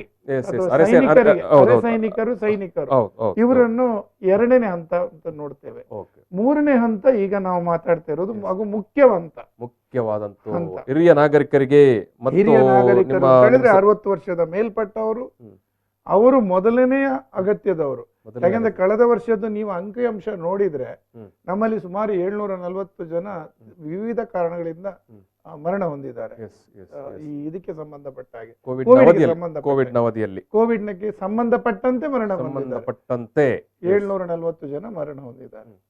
ಅದರಲ್ಲಿ ಹೆಚ್ಚಿನವರು 740 ನಾವು ಜಿಲ್ಲೆಯ ಮಟ್ಟಿಗೆ ಅದರಲ್ಲಿ ಹೆಚ್ಚಿನವರು ವಯಸ್ಕರು, 60 ವರ್ಷ ಮೇಲ್ಪಟ್ಟ ಸೀನಿಯರ್ ಸಿಟಿಸನ್ಸ್, ಹೆಚ್ಚಿನವರು ಅಂತ ಹೇಳಿ ಸುಮಾರು 60-70% 60 ವರ್ಷ ಮೇಲ್ಪಟ್ಟವರು. ಇನ್ನೊಂದಷ್ಟು ಜನ ಯಾರು ತೀರ್ಕೊಂಡಿದ್ದಾರೆ ಅವರು 45-60 ವರ್ಷದ ಒಳಗಿನವರು. ಅವರಲ್ಲಿ ಬೇರೆ ಬೇರೆ ಬೇರೆ ಬೇರೆ ರೀತಿಯ ತೊಂದರೆಗಳಿದ್ದವು. ದೈಹಿಕವಾಗಿ ಅಥವಾ ಆಂತರಿಕವಾಗಿ ಬಹುಶಃ ಬೇರೆ ಅಂಗಗಳಲ್ಲಿ ಏನಾದರೂ ಸಮಸ್ಯೆಗಳಿದ್ದಾವೆ. ನೀವು ಆರ್ಟ್ ಇರಬಹುದು, ಲಂಗ್ಸ್ ಇರಬಹುದು, ಖಂಡಿತ ಕಿಡ್ನಿ ಇರಬಹುದು. ಹೌದು. ಓಕೆ ಈಗ 45 ವರ್ಷದಿಂದ ಕೆಳಗಿನ ಯುವಕರು ಅಥವಾ ಮಧ್ಯವಯಸ್ಕರಲ್ಲಿ ತುಂಬಾ ಕಮ್ಮಿ ಸಾವಿನ ಪ್ರಮಾಣ. ರೋಗ ಬಂದಿರ್ತದೆ, ಬಟ್ ಸಾವಿನ ಪ್ರಮಾಣ ತುಂಬಾನೇ ಕಮ್ಮಿ. ಆದ ಕಾರಣ ಸರ್ಕಾರ ಕೂಡ ಇದೇ ಅಂಕಿ ಅಂಶಗಳನ್ನು ಗಮನಿಸಿಕೊಂಡು, ದಕ್ಷಿಣ ಕನ್ನಡ ಜಿಲ್ಲೆಗೆ ಅಂತೆಲ್ಲ ಇಡೀ ದೇಶಕ್ಕೆ ಈ ರೀತಿ ಆಗಿದೆ. ಆದ ಕಾರಣ ಮೊದಲಿಗೆ ನಮ್ಮ ಹಿರಿಯರನ್ನು ರಕ್ಷಿಸುವ 60 ವರ್ಷಕ್ಕಿಂತ ಮೇಲ್ಪಟ್ಟವರಿಗೆ ಇವತ್ತು ವ್ಯಾಕ್ಸಿನೇಷನ್ ನೀಡಬೇಕು ಅನ್ನುವ ಒಂದು ವ್ಯವಸ್ಥೆ ಮಾಡ್ಕೊಂಡಿದೆ. ಅದನ್ನು ಜನರು ಮೊದಲಾಗಿ ಪಡಿಬೇಕು. ಏನ್ ಮಾಡ್ಬೇಕು? ಈಗ 60 ವರ್ಷದವರು ಏನವರು ಆಧಾರ್ ಕಾರ್ಡ್ ತಂದು ತೋರಿಸ್ಬೇಕಾ ಅಥವಾ ಏನ್ ಮಾಡ್ತೀರಿ? ಹೇಗೆ ನೀವು ಅವರನ್ನು ಎಲ್ಲಿ ವ್ಯಾಕ್ಸಿನ್ ಅಥವಾ ಎಲ್ಲಿ ಅವರಿಗೆ ಲಸಿಕೆ ಕೊಡ್ತೀರಿ? ತುಂಬಾ ಸುಲಭ ಮಾಡಿದ್ದಾರೆ, ಅದ್ರಲ್ಲಿ ಅಷ್ಟೊಂದು ದೊಡ್ಡ ವಿಷಯನೇ ಇಲ್ಲ. ಇವತ್ತು ನೋಡಿ, ಒಬ್ಬ ಮೊಬೈಲ್ ಇರೋನಿಗೆ ವಾಟ್ಸಪ್ ಡೌನ್ಲೋಡ್ ಮಾಡ್ಲಿಕ್ಕೆ ಎಷ್ಟು ಸುಲಭನೋ ಅಷ್ಟೇ ಸುಲಭದಲ್ಲಿ ಆರೋಗ್ಯ ಸೇತು ಆಪ್ ಇದೆ. ಆರೋಗ್ಯ ಸೇತು ಅಥವಾ ಕೋವಿನ್ COWIN ಕೋವಿನ್ 20 ಆಪ್ ಇದೆ. ಈ ಆಪ್ ಅನ್ನು ಡೌನ್ಲೋಡ್ ಮಾಡ್ಕೊಳ್ಬಹುದು. ನಾವು ಡೌನ್ಲೋಡ್ ಮಾಡಿದ ತಕ್ಷಣ ಅದರಷ್ಟಕ್ಕೆ ಅದು ಹೇಳಿಕೊಂಡು ಹೋಗ್ತದೆ ನೀವು ಏನೇನ್ ಮಾಡಬೇಕು, ವಾಟ್ ನೆಕ್ಸ್ಟ್ ಅಂತ. ನೆಕ್ಸ್ಟ್ ನಿಮ್ಮ ಮೊಬೈಲ್ ನಂಬರ್ ಕೇಳ್ತದೆ, ಆನಂತರ ನಿಮ್ಮ ಫೋಟೋ ID. ಇಲ್ಲಿ ಕೆಲವೊಂದಷ್ಟು ಜನರಲ್ಲಿ ಗೊಂದಲ ಇದೆ, ನಾನು ಆಧಾರೇ ಕೊಡ್ಬೇಕಾ? ಖಂಡಿತ ಇಲ್ಲ. ನೀವು ಆಧಾರೇ ಕೊಡ್ಬೇಕು ಅಂತ ಯಾವುದೇ ಕಾನೂನಿಲ್ಲ. ನೀವು ಆಧಾರ್ ಕೊಡ್ಬೋದು, ಫೋಟೋ ID ಇರುವಂತ ವೋಟರ್ ID ಕೊಡ್ಬೋದು, ಡ್ರೈವಿಂಗ್ ಲೈಸೆನ್ಸ್ ಕೊಡ್ಬೋದು, ಪಾನ್ ಕಾರ್ಡ್ ಕೊಡ್ಬೋದು, ಪಾಸ್ಪೋರ್ಟ್ ಕೊಡ್ಬೋದು. ಇನ್ನು ಒಂದೆರಡು ಬೇರೆ ಬೇರೆ ಕಾರ್ಡ್ಗಳಿವೆ. ರೇಷನ್ ಕಾರ್ಡ್ ಇರಬಹುದು. ರೇಷನ್ ಕಾರ್ಡ್ ಅಲ್ಲಿ ಇಂಡಿವಿಜುವಲ್ ಫೋಟೋಸ್ ಇರಲ್ಲ. ಈಗ ಆ ವ್ಯಕ್ತಿಯ ಫೋಟೋ ಆ ಕಾರ್ಡ್ ಇರ್ಬೇಕು. ರೇಷನ್ ಕಾರ್ಡ್ ಅಲ್ಲಿ ಏನಾಗ್ತದೆ, ನಮ್ಮ ಇಡೀ ಮನೆ, ಈಗ ಹೊಸ ಕಾರ್ಡ್ ನಲ್ಲಿ ಇಂಡಿವಿಜುವಲ್ ಫೋಟೋ ಉಂಟು ಸರ್, ಆದ್ರೆ ಹೊಸತಾಗಿ ಬಂದಿರುವಂತ, ಆದ್ರೆ ಅದು ಇಡೀ ಮನೆಯವರಿಗೆ ಒಂದೇ ನಂಬರ್ ಅಲ್ಲಿ ಇರ್ತದೆ. ಒಂದೇ ನಂಬರ್, ನಿಮಗೆ ಇಂಡಿವಿಜುವಲಿಸ್ಟಿಕ್ ನಂಬರ್ ಇರಲ್ಲ. ಇಂಡಿವಿಜುವಲಿಸ್ಟಿಕ್ ನಂಬರ್ ಇರುವಂತ ಒಂದು ಫೋಟೋ ID ಸರ್ಕಾರದಿಂದ ಮಾನ್ಯತೆ, ಅದನ್ನು ತಾವು ಕೊಡ್ಬೇಕು. ಅಂದ್ರೆ ಅದನ್ನು ಅಪ್ಲೋಡ್ ಮಾಡ್ಬೇಕು. ಆ ನಂತರ OTP ಇರುತ್ತದೆ. ಆ OTP ಬಂದ ತಕ್ಷಣ ನಿಮ್ಮದು ರಿಜಿಸ್ಟರ್ ಆಗ್ತದೆ. ಎಷ್ಟೇ ಸಿಂಪಲ್. ಅಷ್ಟೇ ಅಲ್ಲ, ಇನ್ನೊಂದು ವ್ಯವಸ್ಥೆ ಇದೆ. ನಿಮ್ಗೆ ಎಲ್ಲಿ ವ್ಯವಸ್ಥೆ ಬೇಕು, ನೀವು ಯಾವ್ದನ್ನು ಇಷ್ಟಪಡ್ತೀರಿ. ನೀವೀಗ ಮಂಗಳೂರಲ್ಲಿ ಇವತ್ತು ಇದ್ದೀರಿ, ನಾಳೆ ನೀವು ಮಂಗಳೂರಲ್ಲಿ ಇರಲ್ಲ. ನೀವು ಡೌನ್ಲೋಡ್ ಮಾಡೋ ದಿವಸ ಮಂಗಳೂರಲ್ಲಿ ಇದ್ರಿ, ನಾಳೆ ನೀವು ಉಡುಪಿಗೆ ಹೋಗ್ಬೇಕು, ಅಥವಾ ಬ್ಯಾಂಗ್ಳೂರಿಗೆ ಹೋಗ್ಬೇಕು, ಅಥವಾ ಮೆಡ್ರಾಸಿಗೆ ಹೋಗ್ಬೇಕು, ಇಲ್ಲ ಮುಂಬೈಗೆ ಹೋಗ್ಬೇಕು ಅಂತ ಆದ್ರೆ ನೀವು ಮುಂಬೈಯಲ್ಲಿ ಹೋಗಿ ತಗೊಳ್ಬಹುದು. ಅದಕ್ಕೆ ನಿಮ್ಗೆ ಯಾವ ದಿನ ಬೇಕು ಅಂತಲೂ ನೀವು ಅದರಲ್ಲಿ ಚೂಸ್ ಮಾಡ್ಬೋದು. ಯಾವ ದಿನದಲ್ಲಿ ಯಾವ ಭಾಗ, ಬೆಳಿಗ್ಗೆ ಬೇಕಾ ಮಧ್ಯಾಹ್ನ ಮೇಲೆ ಬೇಕಾ ಅಂತ ಮಾಡ್ಬೋದು. ಇದು ಒಂದು ಹಂತ. ಇದು ಈಗ ಈ ಗ್ಯಾಜೆಟ್ ಅನ್ನು ಅಷ್ಟು ಸರಳವಾಗಿ ಯೂಸ್ ಮಾಡ್ಲಿಕ್ಕೆ ಗೊತ್ತೇ ಇಲ್ಲದವರು ಸಾವಿರಾರು ಜನ ಇರ್ತಾರೆ. ಸತ್ಯವಾದ ಮಾತು. ಅವರಿಗೂ ಸರ್ಕಾರ ವ್ಯವಸ್ಥೆ ಮಾಡಿಕೊಟ್ಟಿದೆ. ನೀವು ನಿಮ್ಮ ಒಂದು ಮೊಬೈಲ್ ಹಿಡ್ಕೊಂಡು, ನಿಮ್ಮದಾಗಿರ್ಬೋದು, ನಿಮ್ಮ ಮನೆಯವರದಾಗಿರ್ಬೋದು, ನಿಮ್ಮ ಗೆಳೆಯರದಾಗಿರ್ಬೋದು, ಮೊಬೈಲ್ ಹಿಡ್ಕೊಂಡು ಒಂದು ಫೋಟೋ ID, ಅದು ಆಧಾರ್ ಆಗಿರ್ಬೋದು, ರೇಷನ್ ಕಾರ್ಡ್ ಬಿಟ್ಟು ಉಳಿದದ್ದು ವೋಟರ್ ಕಾರ್ಡ್ ಇರ್ಬೋದು, ಪಾನ್ ಕಾರ್ಡ್ ಇರ್ಬೋದು, ಡ್ರೈವಿಂಗ್ ಲೈಸೆನ್ಸ್ ಇರ್ಬೋದು, ಪಾಸ್ಪೋರ್ಟ್, ಇದನ್ನ ಹಿಡ್ಕೊಂಡು ಹತ್ತಿರದ ಪ್ರಾಥಮಿಕ ಆರೋಗ್ಯ ಕೇಂದ್ರಕ್ಕೆ ಸೋಮವಾರ, ಗುರುವಾರ, ಆದಿತ್ಯವಾರವನ್ನು ಹೊರತುಪಡಿಸಿ, ಗುರುವಾರ, ಆದಿತ್ಯವಾರ ಅನ್ನು ಹೊರತುಪಡಿಸಿ, ಈ 3 ದಿವಸಗಳನ್ನು ಹೊರತುಪಡಿಸಿ ಬೇರೆ ಯಾವ ದಿವಸ ಬೇಕಾದ್ರೂ ಹೋಗಿ. ಯಾಕೆ ಸೋಮವಾರ, ಗುರುವಾರ, ಸೋಮವಾರ ಯಾಕೋಸ್ಕರ ಬೇಡ ಅಂತ ಹೇಳಿದ್ರೆ, ಸೋಮವಾರ ತುಂಬಾನೇ ಇತರ ರೋಗಿಗಳ ರಶ್ ಇರುತ್ತೆ. ಅದರ ನಡುವಲ್ಲಿ ಇವರಿಗೆ ವ್ಯಾಕ್ಸಿನ್ ಕೊಡೋದು, ಮತ್ತೆ ಇವರಿಗೆ ಅಲ್ಲಿ ಕಾಯುವಂತ ಪರಿಸ್ಥಿತಿ, ಇನ್ಫೆಕ್ಷನ್ ಬರ್ಬೋದು ಅಥವಾ ಕಾಯುವ ಪರಿಸ್ಥಿತಿ ಬೇಡ ಅಂತೇಳಿ ಮಂಗಳವಾರ, ಬುಧವಾರ, ಶುಕ್ರವಾರ, ಶನಿವಾರ ದಿವಸಗಳನ್ನು ಬೆಳಿಗ್ಗೆ 10ರಿಂದ ಸಂಜೆ 4ರವರೆಗೆ ತಮಗೆ ನೀಡ್ತಾರೆ. ಆಗ ತಾವು ಹೇಳಿದವರು, ಯಾರು ತಾವು ಹೇಳಿದ್ರಿ, ಅವರಲ್ಲಿ ಯಾವುದೇ ರೀತಿಯ ನಾಲೆಜ್ ಇಲ್ಲ, ನನಗೆ ಯಾವ ರೀತಿ ಇದು ಯೂಸ್ ಮಾಡ್ಲಿಕ್ಕೆ ಬರುವುದಿಲ್ಲ, ಮೊಬೈಲ್ ಯೂಸ್ ಮಾಡ್ಲಿಕ್ಕೆ ಬರುವುದಿಲ್ಲ, ದಯವಿಟ್ಟು ಅಲ್ಲಿ ಬನ್ನಿ, ಅಲ್ಲೇ ನಿಮ್ಮನ್ನು ಎಂಟ್ರಿ ಮಾಡ್ಕೋತಾರೆ, ಆಗಲೇ ಕೊಡ್ತಾರೆ. ಯಾವುದೇ ರೀತಿದ್ದು ಅಲ್ಲಿ ಗೊಂದಲ ಇಲ್ಲ. ಅವ್ರು ಬರುವಾಗ ಅವರ ಆಧಾರ್ ಕಾರ್ಡ್ ಅಥವಾ ವೋಟರ್ ಕಾರ್ಡ್, ಈಗ ಸಾಮಾನ್ಯ ಹಳ್ಳಿಯವರ ಹತ್ರ, ಸಾಮಾನ್ಯ ಜನರ ಹತ್ರ ಕೂಡ ಡ್ರೈವಿಂಗ್ ಲೈಸೆನ್ಸ್ ಇದೆರಡು ಇದ್ದೇ ಇರುತ್ತೆ. ಆಧಾರ್ ಕಾರ್ಡ್ ಮತ್ತು ವೋಟರ್ ಕಾರ್ಡ್ ಅಂತ ಇದ್ದೇ ಇರುತ್ತೆ, ಖಂಡಿತ ಇರ್ತದೆ. ಇಲ್ಲ ಡ್ರೈವರ್ ಅಂತ ಆದ್ರೆ ಡ್ರೈವಿಂಗ್ ಲೈಸೆನ್ಸ್ ತಗೊಂಡ್ಬರ್ಬೋದು. ಪಾಸ್ಪೋರ್ಟ್ ಹೆಚ್ಚಿನವರಲ್ಲಿ ಇದೆ, ಇಲ್ಲದವ್ರು ಕಮ್ಮಿ, ಪಾಸ್ಪೋರ್ಟ್ ತಗೊಂಡ್ಬರ್ಬೋದು. ಸೊ ನಿಮ್ಮ ಮೊಬೈಲ್ ನಂಬರ್ ಮಾತ್ರ ಅತಿ ಅಗತ್ಯ. ಯಾಕೆ ನಿಮ್ಮದಂತ ಹೇಳಿದ್ರೆ ನಿಮ್ಮದೇ ಒಂದು ವೇಳೆ ನಿಮ್ಮ ಮನೆಯವರದು ಕೊನೆ ಪಕ್ಷ ಒಂದು ವೇಳೆ ತಮ್ಮ ಆಧಾರ್ ಲಿಂಕ್ಡ್ ಇದ್ರೆ ಅದು ತುಂಬಾ ಒಳ್ಳೇದು ಅಂತ ಹೇಳಿದ್ರೆ, ನಾಳೆ ನಿಮ್ಗೆ ಬೇಕಾದ ಏನು ಸರ್ಟಿಫಿಕೇಟ್ ಇರ್ತದೆ ನಿಮ್ಗೆ ಪಡ್ಕೊಂಡು, ಆಗ ತಾವು ಒಂದು ಮಾತು ಹೇಳಿದ್ರೆ, ಯಾರಿಗಾದ್ರೂ ಸರ್ಟಿಫಿಕೇಟ್ ಬೇಕಾದವರು ತಗೋತಾರೆ. ಖಂಡಿತ ಹೌದು. ಇಂಥವರಿಗೆ ಅವರ ಸರ್ಟಿಫಿಕೇಟ್ ಡೌನ್ಲೋಡ್ ಕೂಡ ಅದರಲ್ಲಿ ಸುಲಭವಾಗಿ ಮಾಡ್ಕೊಳ್ಬಹುದು. ನಾನು ವ್ಯಾಕ್ಸಿನ್ ಪಡ್ಕೊಂಡಿದ್ದೇನೆ ಅನ್ನುವ ಏನು ದೃಢ ಪತ್ರಿಕೆಯನ್ನು ಕೂಡ ತಗೊಳ್ಬಹುದು, ಪ್ರಮಾಣ ಪತ್ರವನ್ನು ತಗೊಳ್ಬಹುದು. ಅದಕ್ಕೋಸ್ಕರ ಆಧಾರ್ ಲಿಂಕ್ಡ್ ನಿಮ್ಮಲ್ಲಿ ಮೊಬೈಲ್ ಇದ್ರೆ ಅದು ತುಂಬಾ ಸುಲಭ. ಇಲ್ಲ ಅಂತ ಹೇಳಿದ್ರು ಅದಕ್ಕೆ ವ್ಯವಸ್ಥೆ ಇದೆ, ಅದು ಬೇರೆನೆ. ಆದ್ರೆ ತಾವು ಹೇಳಿದಂತೆ ಯಾವುದೇ ರೀತಿಯ ಒಂದು ವೇಳೆ ಅವರಿಗೆ ನಾಲೆಜ್ ಇಲ್ಲದ್ರೆ ಅಥವಾ ಈಗಿನ ಹೊಸ ಮೊಬೈಲ್ ನ ಬಗ್ಗೆ ಮಾಹಿತಿ ಇಲ್ಲದಿದ್ರೆ, ಆರೋಗ್ಯ ಸೇತು ಕೋವಿನ್ ಅನ್ನು ಡೌನ್ ಮಾಡ್ಲಿಕ್ಕೆ ಗೊತ್ತಿಲ್ಲದಿದ್ರೆ, ದಯವಿಟ್ಟು ಯಾವುದೇ ರೀತಿಯ ಒಂದು ಮೊಬೈಲ್, ಅದಕ್ಕೆ ಮತ್ತೆ ಆಂಡ್ರಾಯ್ಡ್ ಮೊಬೈಲ್ ಆಗ್ಬೇಕು ಅಂತಲೂ ಇಲ್ಲ, ಯಾವುದೇ ಮೊಬೈಲ್ ನಂಬರ್ ಬೇಕಷ್ಟೇ. ಒಂದು ಮೊಬೈಲ್ ನಂಬರ್ ಇದ್ರೆ ಆ ಮೊಬೈಲ್ ನಂಬರ್ ಅನ್ನು ಹಿಡ್ಕೊಂಡು ತಾವು ಆರೋಗ್ಯ ಕೇಂದ್ರಕ್ಕೆ ಹೋದ್ರೆ ಅಲ್ಲಿ ತಮಗೆ ಖಂಡಿತವಾಗಿಯೂ ವ್ಯಾಕ್ಸಿನೇಷನ್ ಮಾಡ್ತಾರೆ. ಈಗ ವ್ಯಾಕ್ಸಿನೇಷನ್ ಮಾಡ್ತಾರೆ ಡಾಕ್ಟ್ರೆ? ಖಂಡಿತ ಅವ್ರು ಬಂದ ಕೂಡಲೇ ಮಾಡ್ತಾರೆ, ಏನು ಇಶ್ಯೂಸ್ ಇಲ್ಲ. ಈಗ ವಯಸ್ಕರು ನೀವು ಹೇಳ್ತೀರಿ, ಎಸ್, ಸೀನಿಯರ್ ಸಿಟಿಸನ್ಸ್ 60 ವರ್ಷಕ್ಕಿಂತ ಪ್ರಾಯಕ್ಕಿಂತ ಮೇಲ್ಪಟ್ಟವರು, ಹೌದು, ಎಸ್, ಅವರು ಬಂದು ಎಷ್ಟೊತ್ತಲ್ಲಿ ಕೂತ್ಕೊಳ್ಬೇಕು? ಬಂದ ತಕ್ಷಣ ಅಲ್ಲಿ ಎದುರುಗಡೆ ಸ್ವಾಗತಕಾರರು ಇರ್ತಾರೆ, ಅವರು ತಮ್ಮನ್ನು ಭೇಟಿ ಮಾಡ್ತಾರೆ, ನಿಮ್ಮ ಬಗ್ಗೆ ಮಾತಾಡ್ತಾರೆ. ನಿಮ್ಮದು ಆಲ್ರೆಡಿ ರಿಜಿಸ್ಟರ್, ತಾವು ಹೇಳಿದ ಮೊದಲನೇ ಕ್ಯಾಟಗರಿ ಅವರು ಅಂತ ಆದ್ರೆ ನಿಮ್ಮದು ಅದೇ ಮತ್ತೆ ಒಳಗೆ ಹೋಗುದು ತಗೊಳ್ಳೋದೆ. ಇಲ್ಲ ಅಂತ ಹೇಳಿದ್ರೆ ಅವ್ರನ್ನ ರಿಜಿಸ್ಟರ್ ಮಾಡಿ ಕೂಡಲೇ ಕರ್ಕೊಂಡು ಹೋಗಿ ವ್ಯಾಕ್ಸಿನೇಷನ್ ಮಾಡಿಸ್ತಾರೆ. ಆಮೇಲೆ ಒಂದು ಅರ್ಧ ಗಂಟೆ ತಮ್ಮ ಯೋಗಕ್ಷೇಮ ವಿಚಾರಿಸ್ತಾರೆ. ಅರ್ಧ ತಾಸಲ್ಲಿ ಇರಬೇಕು, ಯೋಗಕ್ಷೇಮ ವಿಚಾರಿಸ್ತಾರೆ ಅರ್ಧ ಗಂಟೆ. ನೀವು ಅರ್ಧ ಗಂಟೆ ಬಿಟ್ಟು ತಮ್ಮ ಮನೆಗೆ ತೆರಳಬಹುದು. ನಾವು ಕಳೆದ ಈಗ ಮೊದಲನೇದಾಗಿ ಇದು ಈಗ ಆಲ್ಮೋಸ್ಟ್ ಎಲ್ಲಾ ಪ್ರೈಮರಿ ಹೆಲ್ತ್ ಸೆಂಟರ್ ಗಳಲ್ಲಿ ಖಂಡಿತ ಇದೆ. ಈಗ ಮೊದಲನೇದಾಗಿ ನಾನೊಂದು ಮಾತು ಹೇಳಲಿಕ್ಕೆ ನೋಡಿ, ನಾನ್ ತಕೊಂಡಿದ್ದೇನೆ, ನಾನು ಇವತ್ತು ನಿಮ್ಮ ಎದುರಲ್ಲೇ ಕೂತಿದ್ದೇನೆ. ನಾನು ಈಗಾಗಲೇ ತಕೊಂಡು 1.5 ತಿಂಗಳು ಜಾಸ್ತಿ ಆಯ್ತು. ನಾನು ಚೆನ್ನಾಗಿದ್ದೇನೆ, ಆರಾಮಾಗಿದ್ದೇನೆ, ನಂದು ಯಾವುದೇ ವ್ಯವಸ್ಥೆಯಲ್ಲಿ ಬದಲಾವಣೆ ಆಗಿಲ್ಲ. ಸೊ ದಯವಿಟ್ಟು ನಮ್ಮನ್ನೆಲ್ಲ ನೋಡಿ, ಏನು ರಿಯಾಕ್ಷನ್ ತಕ್ಷಣ ಯಾವುದೂ ಇಲ್ಲ, ಇವತ್ತಿನವರೆಗೂ ಇಲ್ಲ. ತಾವು ಅದನ್ನು ಗಮನಿಸಬೇಕು. ಇವತ್ತಿನವರೆಗೂ ಯಾವುದೇ ರೀತಿ ರಿಯಾಕ್ಷನ್ ಆದ ವ್ಯವಸ್ಥೆ ಇಲ್ಲ, ಪರಿಣಾಮಗಳು ಖಂಡಿತ ಇಲ್ಲ. ಯಾವುದೇ ಪ್ರಾಥಮಿಕ ಆರೋಗ್ಯ ಕೇಂದ್ರದಲ್ಲಿ ಹೋಗಿ ವಿಚಾರಿಸಿ ನೀವು, ಅದು ಈಗಾಗಲೇ ಪಡ್ಕೊಂಡವರಲ್ಲಿ ಕೇಳಿ ನೋಡಿ, ಖಂಡಿತ ಅಂತ ಹೇಳಿಕೊಳ್ಳುವಂತ ಪ್ರತಿಕೂಲ ಪರಿಣಾಮ ಇಲ್ಲ. ಈಗ ಡಾಕ್ಟ್ರೆ, ಈಗ ಎಸ್, ಪ್ರಾಥಮಿಕ ಆರೋಗ್ಯ ಕೇಂದ್ರದಲ್ಲಿ ಫ್ರೀ, ಟೋಟಲ್ ಫ್ರೀ, ಹೌದು, 100ಕ್ಕೆ 100 ಉಚಿತವಾಗಿ ಲಸಿಕೆಗಳು. ಈಗ ಖಾಸಗಿ ಆಸ್ಪತ್ರೆ ಅಥವಾ ದೊಡ್ಡ ಸರ್ಕಾರಿ ಆಸ್ಪತ್ರೆಗಳಿಗೆ ಹೋಗುತ್ತಿದ್ದರೆ, ದೊಡ್ಡ ಸರ್ಕಾರಿ ಆಸ್ಪತ್ರೆಯಲ್ಲೂ ಫ್ರೀ. ಆದ್ರೆ ತಾವು ಹೇಳಿದ ಖಾಸಗಿ ಆಸ್ಪತ್ರೆ ಅಂತ ಆದ್ರೆ ಸರ್ಕಾರ ಅದಕ್ಕೊಂದು ವ್ಯವಸ್ಥೆ ಮಾಡಿದೆ. ಕೆಲವೊಂದಷ್ಟು ಜನರಿಗೆ ಮನೆ ಪಕ್ಕನೇ ಒಂದು ಒಳ್ಳೆ ಆಸ್ಪತ್ರೆ ಇದೆ, ಖಂಡಿತವಾಗಿರುತ್ತೆ, ಮನೆ ಪಕ್ಕನೇ ಇದೆ, ನಾನ್ ಮತ್ತೆ ಅಷ್ಟು ದೂರ ಹೋಗಿ ಸರ್ಕಾರಿ ಆಸ್ಪತ್ರೆ ಹೋಗ್ಬೇಕಾ? ಇಲ್ಲ, ನೀವು ಮನೆ ಪಕ್ಕದ ಖಾಸಗಿ ಆಸ್ಪತ್ರೆಯಲ್ಲೂ ಪಡ್ಕೊಳ್ಬೇಕು. ಆದ್ರೆ ಆ ಖಾಸಗಿ ಆಸ್ಪತ್ರೆ ಅದನ್ನು ನೋಂದಣಿ ಮಾಡಿಕೊಂಡಿರ್ಬೇಕು ಸರ್ಕಾರದ ಜೊತೆ. ಹೆಚ್ಚಿನವು ಮಂಗಳೂರಲ್ಲಿ ಎಲ್ಲಾ ಮೆಡಿಕಲ್ ಕಾಲೇಜುಗಳು ಮಾಡಿಕೊಂಡಿದೆ, ಹೆಚ್ಚಿನ ದೊಡ್ಡ ಪ್ರಮಾಣದ ಆಸ್ಪತ್ರೆಗಳೆಲ್ಲ ತಗೊಂಡಿದ್ದಾರೆ. ಅಲ್ಲಿ ಹೋದ್ರೆ ಮಾತ್ರ 250 ರೂಪಾಯಿ ಶುಲ್ಕ ತಾವು ಆಸ್ಪತ್ರೆಗೆ ತೆರಬೇಕಾಗ್ತದೆ. ಸೇವಾ ಶುಲ್ಕ, ಸರಿಯಾದ ಮಾತು ಅದು. ಸೇವಾ ಶುಲ್ಕವನ್ನು 250 ರೂಪಾಯಿಯನ್ನು ನೀವು ಅವರಿಗೆ ಕೊಡಬೇಕಾಗ್ತದೆ. Only 250 and it is only 250. ಅದಕ್ಕಿಂತ ಜಾಸ್ತಿ ತಗೊಂಡ್ರೆ ದಯವಿಟ್ಟು ನಮ್ಮ ಜಿಲ್ಲಾ ಆರೋಗ್ಯಾಧಿಕಾರಿ ಅವರಿಗೆ ತಿಳಿಸಿ. ಅದರ ಬಗ್ಗೆ ಅವರು ಖಂಡಿತ ಅವ್ರ ಮೇಲೆ ಈ ರೀತಿ ತಗೊಳ್ಬಾರ್ದು ಅಂತ ಹೇಳುವ ಕಟ್ಟುನಿಟ್ಟಿನ ನೋಟಿಸ್ ಅನ್ನು ನೀಡ್ತಾರೆ. 250 ರೂಪಾಯಿ ಕೊಟ್ಟು ಪ್ರೈವೇಟ್ ಆಸ್ಪತ್ರೆಯಲ್ಲಿ ಒಂದು ವೇಳೆ ತಾವು ಇಷ್ಟಪಟ್ಟಲ್ಲಿ ಅಲ್ಲೂ ತಗೊಳ್ಬಹುದು.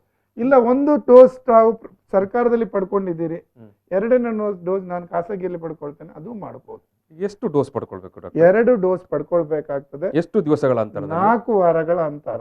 4 ವಾರ.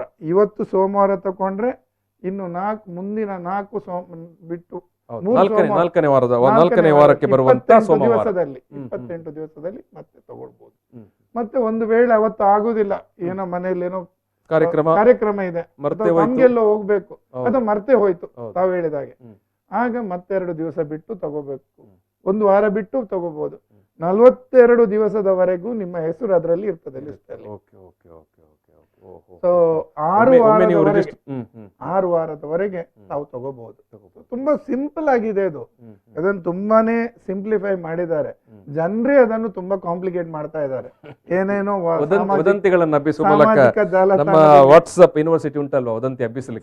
ಸಾಮಾಜಿಕ ಜಾಲತಾಣದಲ್ಲಿ ಏನೆಲ್ಲೋ ಕೇಳ್ಕೊಂಡು ಏನೆಲ್ಲ ಫಾರ್ವರ್ಡ್ ಮಾಡೋದು, ನೋಡ್ಲಿಕ್ಕಿಲ್ಲ ಏನು ವಿಷಯ ಅಂತ ನೋಡ್ಲಿಕ್ಕಿಲ್ಲ, ತಲೆ ಬರ ಹೆಡ್ಡಿಂಗ್ ಮಾತ್ರ ನೋಡೋದು, ಫಾರ್ವರ್ಡ್ ಮಾಡೋದು.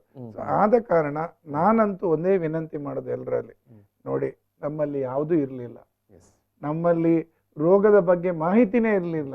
ರೋಗ ಬರುವಾಗ ನಾವು ಎಲ್ಲಿವರೆಗೆ ಅಂತ ಹೇಳಿ ನಮ್ಮ ಒಂದು ಸದಸ್ಯರ ಕೂತಲ್ಲಿ ಒಬ್ಬ ಏನಾದ್ರೂ ಸೀನಿದ್ರು ಎದ್ಕೊಂಡು ಓಡುವಂತ ಪರಿಸ್ಥಿತಿ ಇತ್ತು.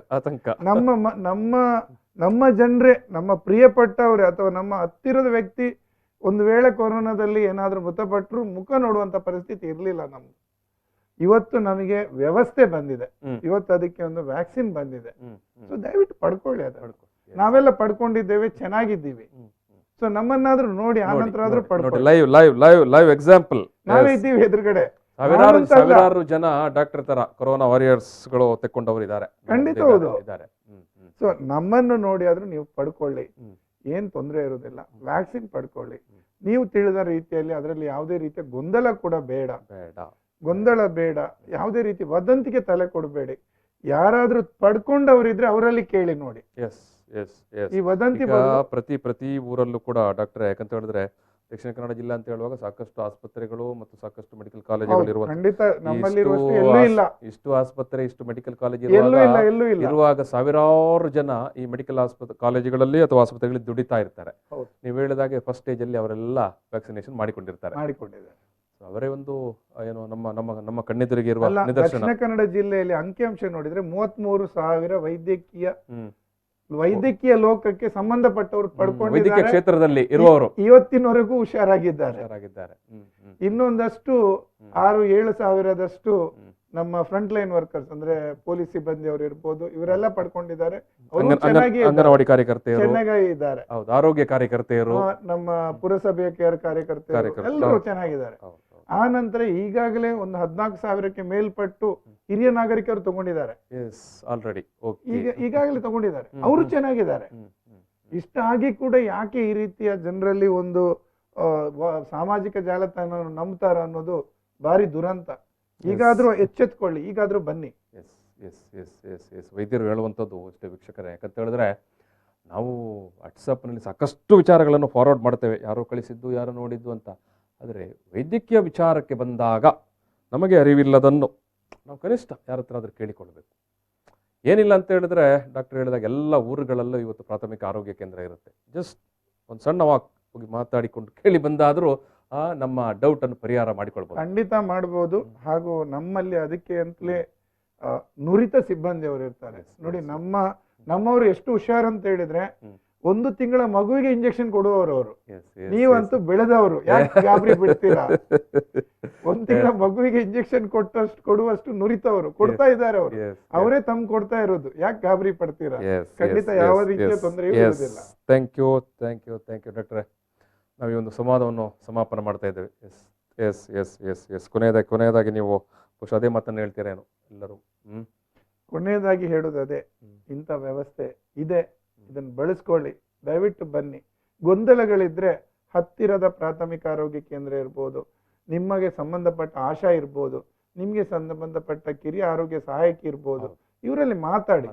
ಆ ನಂತರ ನಿರ್ಣಯ ತಗೊಳ್ಳಿ. ನೀವಾಗಿ ಮನೆಯಲ್ಲಿ ಕೂತ್ಕೊಳ್ಬೇಡಿ. ಮತ್ತೆ 2 ತಿಂಗಳು ಬಿಟ್ಟು ನನಗೆ ಬೇಕಿತ್ತು. ಈಗ ನಮ್ಮಲ್ಲಿ ಒಂದು ಕೆಲವು ಇದೆ, ನಮ್ಮ ವೈದ್ಯಕೀಯ ಲೋಕದಲ್ಲೇ 1-2 ಜನ ಕಾರಣಾಂತರಗಳನ್ನು ತಗೊಂಡಿಲ್ಲ, ಇವತ್ತವರಿಗೆ ಬೇಕು, ಅವರೀಗ ಪರದಾಡುವ ಪರಿಸ್ಥಿತಿ ಆಗಿದೆ. ಅಲ್ಲ, ಅವರಿಗೂ ವ್ಯವಸ್ಥೆ ಮಾಡಿದೆ ಸರ್ಕಾರ, ಅದು ಬೇರೆ. ಆದ ಕಾರಣ ವ್ಯವಸ್ಥೆ ಇರುವುದನ್ನು ಪಡ್ಕೊಳ್ಳಿ, ದಯವಿಟ್ಟು ಧಾವಿಸಿ. ಇನ್ನೂ ಸಮಯ ಮಿಂಚಿಲ್ಲ, ಇನ್ನೂ ಒಂದು 15 ದಿವಸಗಳ ಕಾಲ ಇದೆ. ಹಿರಿಯ ನಾಗರಿಕರಿಗೆ ನೀವು ಹೇಳಿದಿರಿ. ಆ ಮಧ್ಯೆ ಒಂದು ಡಾಕ್ಟ್ರೆ, ಈಗ 45ರಿಂದ ಮೇಲ್ಪಟ್ಟ ವಯಸ್ಸಿನವರು ಆರೋಗ್ಯ ಸಮಸ್ಯೆ ಇದ್ರೆ ಏರುಪೇರು ಅಂದ್ರೆ ಅವ್ರಿಗೆ ಏನ್ ತರಬೇಕು ಅದಕ್ಕೆ? ಈಗ ಅದರಲ್ಲಿ ಒಂದು 1A ಅಂತ ಹೇಳೋ ಒಂದು ಫಾರ್ಮೆಟ್ ಇರ್ತದೆ. ತಮ್ಗೇನೋ ತರ್ಲಿಕ್ಕೆ ಆಗಿಲ್ಲ ಅಂತ ಹೇಳಿದ್ರೆ ಪ್ರಾಥಮಿಕ ಆರೋಗ್ಯ ಕೇಂದ್ರದವರು ಅದನ್ನು ಒದಗಿಸ್ತಾರೆ. ತಾವು ತಮ್ಮನ್ನು ಟ್ರೀಟ್ ಮಾಡುವ ವೈದ್ಯರು ಇರ್ತಾರೆ, ಯಾರು ಇರ್ಬೋದು, ಅದು ಅವ್ರ ಆಯುರ್ವೇದ ಇರ್ಬೋದು, ಹೋಮಿಯೋಪತಿ ಇರ್ಬೋದು, ಯೋಗ, ನ್ಯಾಚುರೋಪತಿ ಯಾರು ಇರ್ಬೋದು. ಆದ್ರೆ ಅವರು ಕೊಟ್ಟಂತ ತಾವು ಇಂಥ ರೋಗದಿಂದ ಬಳಲ್ತಾ, ಕಿಡ್ನಿ ರೋಗದಿಂದ ಇರ್ಬೋದು, ಲಿವರ್ಗೆ ಸಂಬಂಧಪಟ್ಟ ಇರ್ಬೋದು, ಹಾರ್ಟ್ ಇರ್ಬೋದು, ಅಥವಾ ಡಯಾಬಿಟಿಸ್ ಹೈಪರ್ ಟೆನ್ಷನ್, ಇವತ್ತು ನಮ್ಮಲ್ಲಿ ಡಯಾಬಿಟಿಸ್ ಹೈಪರ್ ಟೆನ್ಷನ್ ಇಲ್ಲದವರೇ ಇಲ್ಲ, ಹೆಚ್ಚಿನವರಿಗಿದೆ. ಅದೊಂದು ಸಾಮಾನ್ಯ ಮಾಮೂಲಿ ಆಗಿದೆ. ಆ ಒಂದು ಸರ್ಟಿಫಿಕೇಟ್ ತಗೊಂಡ್ಬಂದ್ರೆ ಸಾಕು, ಅದನ್ನಿಟ್ಟು ಕೂಡಲೇ ಕೊಡ್ತಾರೆ. ಇದು ಕೂಡ ವೀಕ್ಷಕರೇ ನೋಡ್ತಾ ಇರುವವರ ಗಮನದಲ್ಲಿರಲಿ. ಒಂದು ವೇಳೆ ನಿಮ್ಮಲ್ಲಿ 45 ವರ್ಷಕ್ಕಿಂತ ಮೇಲ್ಪಟ್ಟವರಿಗೆ ಬೇಕಂತ ಇದ್ರೆ ಅವರಿಗೆ ಏನು ಆರೋಗ್ಯದ ಏರುಪೇರು ಸಮಸ್ಯೆ ಇದೆ, ಅದರ ಬಗ್ಗೆ ಸಂಬಂಧಪಟ್ಟ ಖಂಡಿತವಾಗಿಯೂ ನಿಮ್ಮಲ್ಲಿ ಅದಕ್ಕೆ ಸಂಬಂಧಪಟ್ಟ ದಾಖಲೆ ಇದ್ದೇ ಇರುತ್ತೆ, ಅದನ್ನು ಕೂಡ ಇಟ್ಕೊಂಡು ಬನ್ನಿ ಅಂತ ವೈದ್ಯರು ಹೇಳ್ತಾ ಇದ್ದಾರೆ. ನಾನು ಈ ಒಂದು ಸಂವಾದವನ್ನು ಸಮಾಪನ ಮಾಡ್ತಾ ಇದ್ದೇನೆ. ಸೊ ಈ ಸಂದರ್ಭದಲ್ಲಿ ತುಂಬ ಒಳ್ಳೆಯ ಮಹತ್ವದ ಮತ್ತು ಅತ್ಯಂತ ತುರ್ತಿನ ಮಾಹಿತಿಗಳನ್ನು ಈ ಸಂದರ್ಭದಲ್ಲಿ ಡಾಕ್ಟರ್ ನವೀನ್ ಚಂದ್ರ ಕುಲಾಲ್ ಅವರು ನಮಗೆ ನೀಡಿದ್ದಾರೆ. ಜಿಲ್ಲಾ ಕೋವಿಡ್ ನೋಡಲ್ ಅಧಿಕಾರಿಗಳು ಆಗಿದ್ದಾರೆ. ಸೊ ಅವರಿಗೆ ನಾನು ಸಮಸ್ತ ವೀಕ್ಷಕರ ಪರವಾಗಿ ಪ್ರೀತಿಯ ಧನ್ಯವಾದವನ್ನು ಸಮರ್ಪಣೆ ಮಾಡ್ತಿದ್ದೇನೆ ಸರ್. ಇದು ಡಾಕ್ಟರ್ ನವೀನ್ ಚಂದ್ರ ಕುಲಾಲ್ ಅವರು ನೀಡಿದಂಥ ಲಸಿಕೆಗೆ ಸಂಬಂಧಪಟ್ಟಾಗೆ, ಬಹುಮುಖ್ಯವಾಗಿ ಕೋವಿಡ್ ವ್ಯಾಕ್ಸಿನ್ ಅಥವಾ ಕೋವಿಡ್ ಲಸಿಕೆಗೆ ಸಂಬಂಧಪಟ್ಟಾಗಿ ಜಾಗೃತಿ ಮೂಡಿಸುವ ಒಂದು ಸಂವಾದ ಇದು. ಈ ಸಂವಾದದಲ್ಲಿ ನಾನು ಮತ್ತೆ ಕೂಡ ವೀಕ್ಷಕರ ಹತ್ರ ಕೇಳುವಂಥದ್ದು, ಒಂದು ವೇಳೆ ಈ ಕಾರ್ಯಕ್ರಮ ನೀವು ಪೂರ್ತಿಯಾಗಿ ನೋಡಿಲ್ಲ ಅಂತ ಹೇಳಿದ್ರೆ ನಮ್ಮ V4 ನ್ಯೂಸ್ ಫೇಸ್ಬುಕ್ಕಲ್ಲಿ ಅಥವಾ V4 ಸ್ಟ್ರೀಮ್ ಅಲ್ಲಿ ಅಥವಾ V4 ಯೂಟ್ಯೂಬಲ್ಲಿ ಕೂಡ ನಿಮಗೆ ಲಭ್ಯ ಇರುತ್ತದೆ. ತುಂಬ ಒಳ್ಳೆಯ ಮಹತ್ವದ ಮಾಹಿತಿಗಳನ್ನು ಡಾಕ್ಟರ್ ನವೀನ್ ಚಂದ್ರ ಕುಲಾಲ್ ಅವರು ಈ ಸಂದರ್ಭದಲ್ಲಿ ಹಮ್ಮಿಕೊಂಡಿದ್ದಾರೆ. ಸೊ ಇಷ್ಟು ಹೇಳಿ ನಾನು ಈ ಒಂದು ಸಂದರ್ಭದಲ್ಲಿ ಮತ್ತೊಮ್ಮೆ ಅವರಿಗೆ ನಾನು ನನ್ನ ವಂದನೆಯನ್ನು ಸಮರ್ಪಣೆ ಮಾಡಿ ಈ ಒಂದು ಕಾರ್ಯಕ್ರಮದಲ್ಲಿ ಸಮಾಪನ ಮಾಡ್ತಿದ್ದೇನೆ. ನಮಸ್ಕಾರ. ಪ್ರಚಲಿತ ಈ ಕಾರ್ಯಕ್ರಮದ ಪ್ರಾಯೋಜಕರು ರೋಹನ್ ಕಾರ್ಪೊರೇಷನ್, ಸಹ ಪ್ರಾಯೋಜಕರು father Muller's charitable trust, SDM college Ujire, VK furniture and electronics.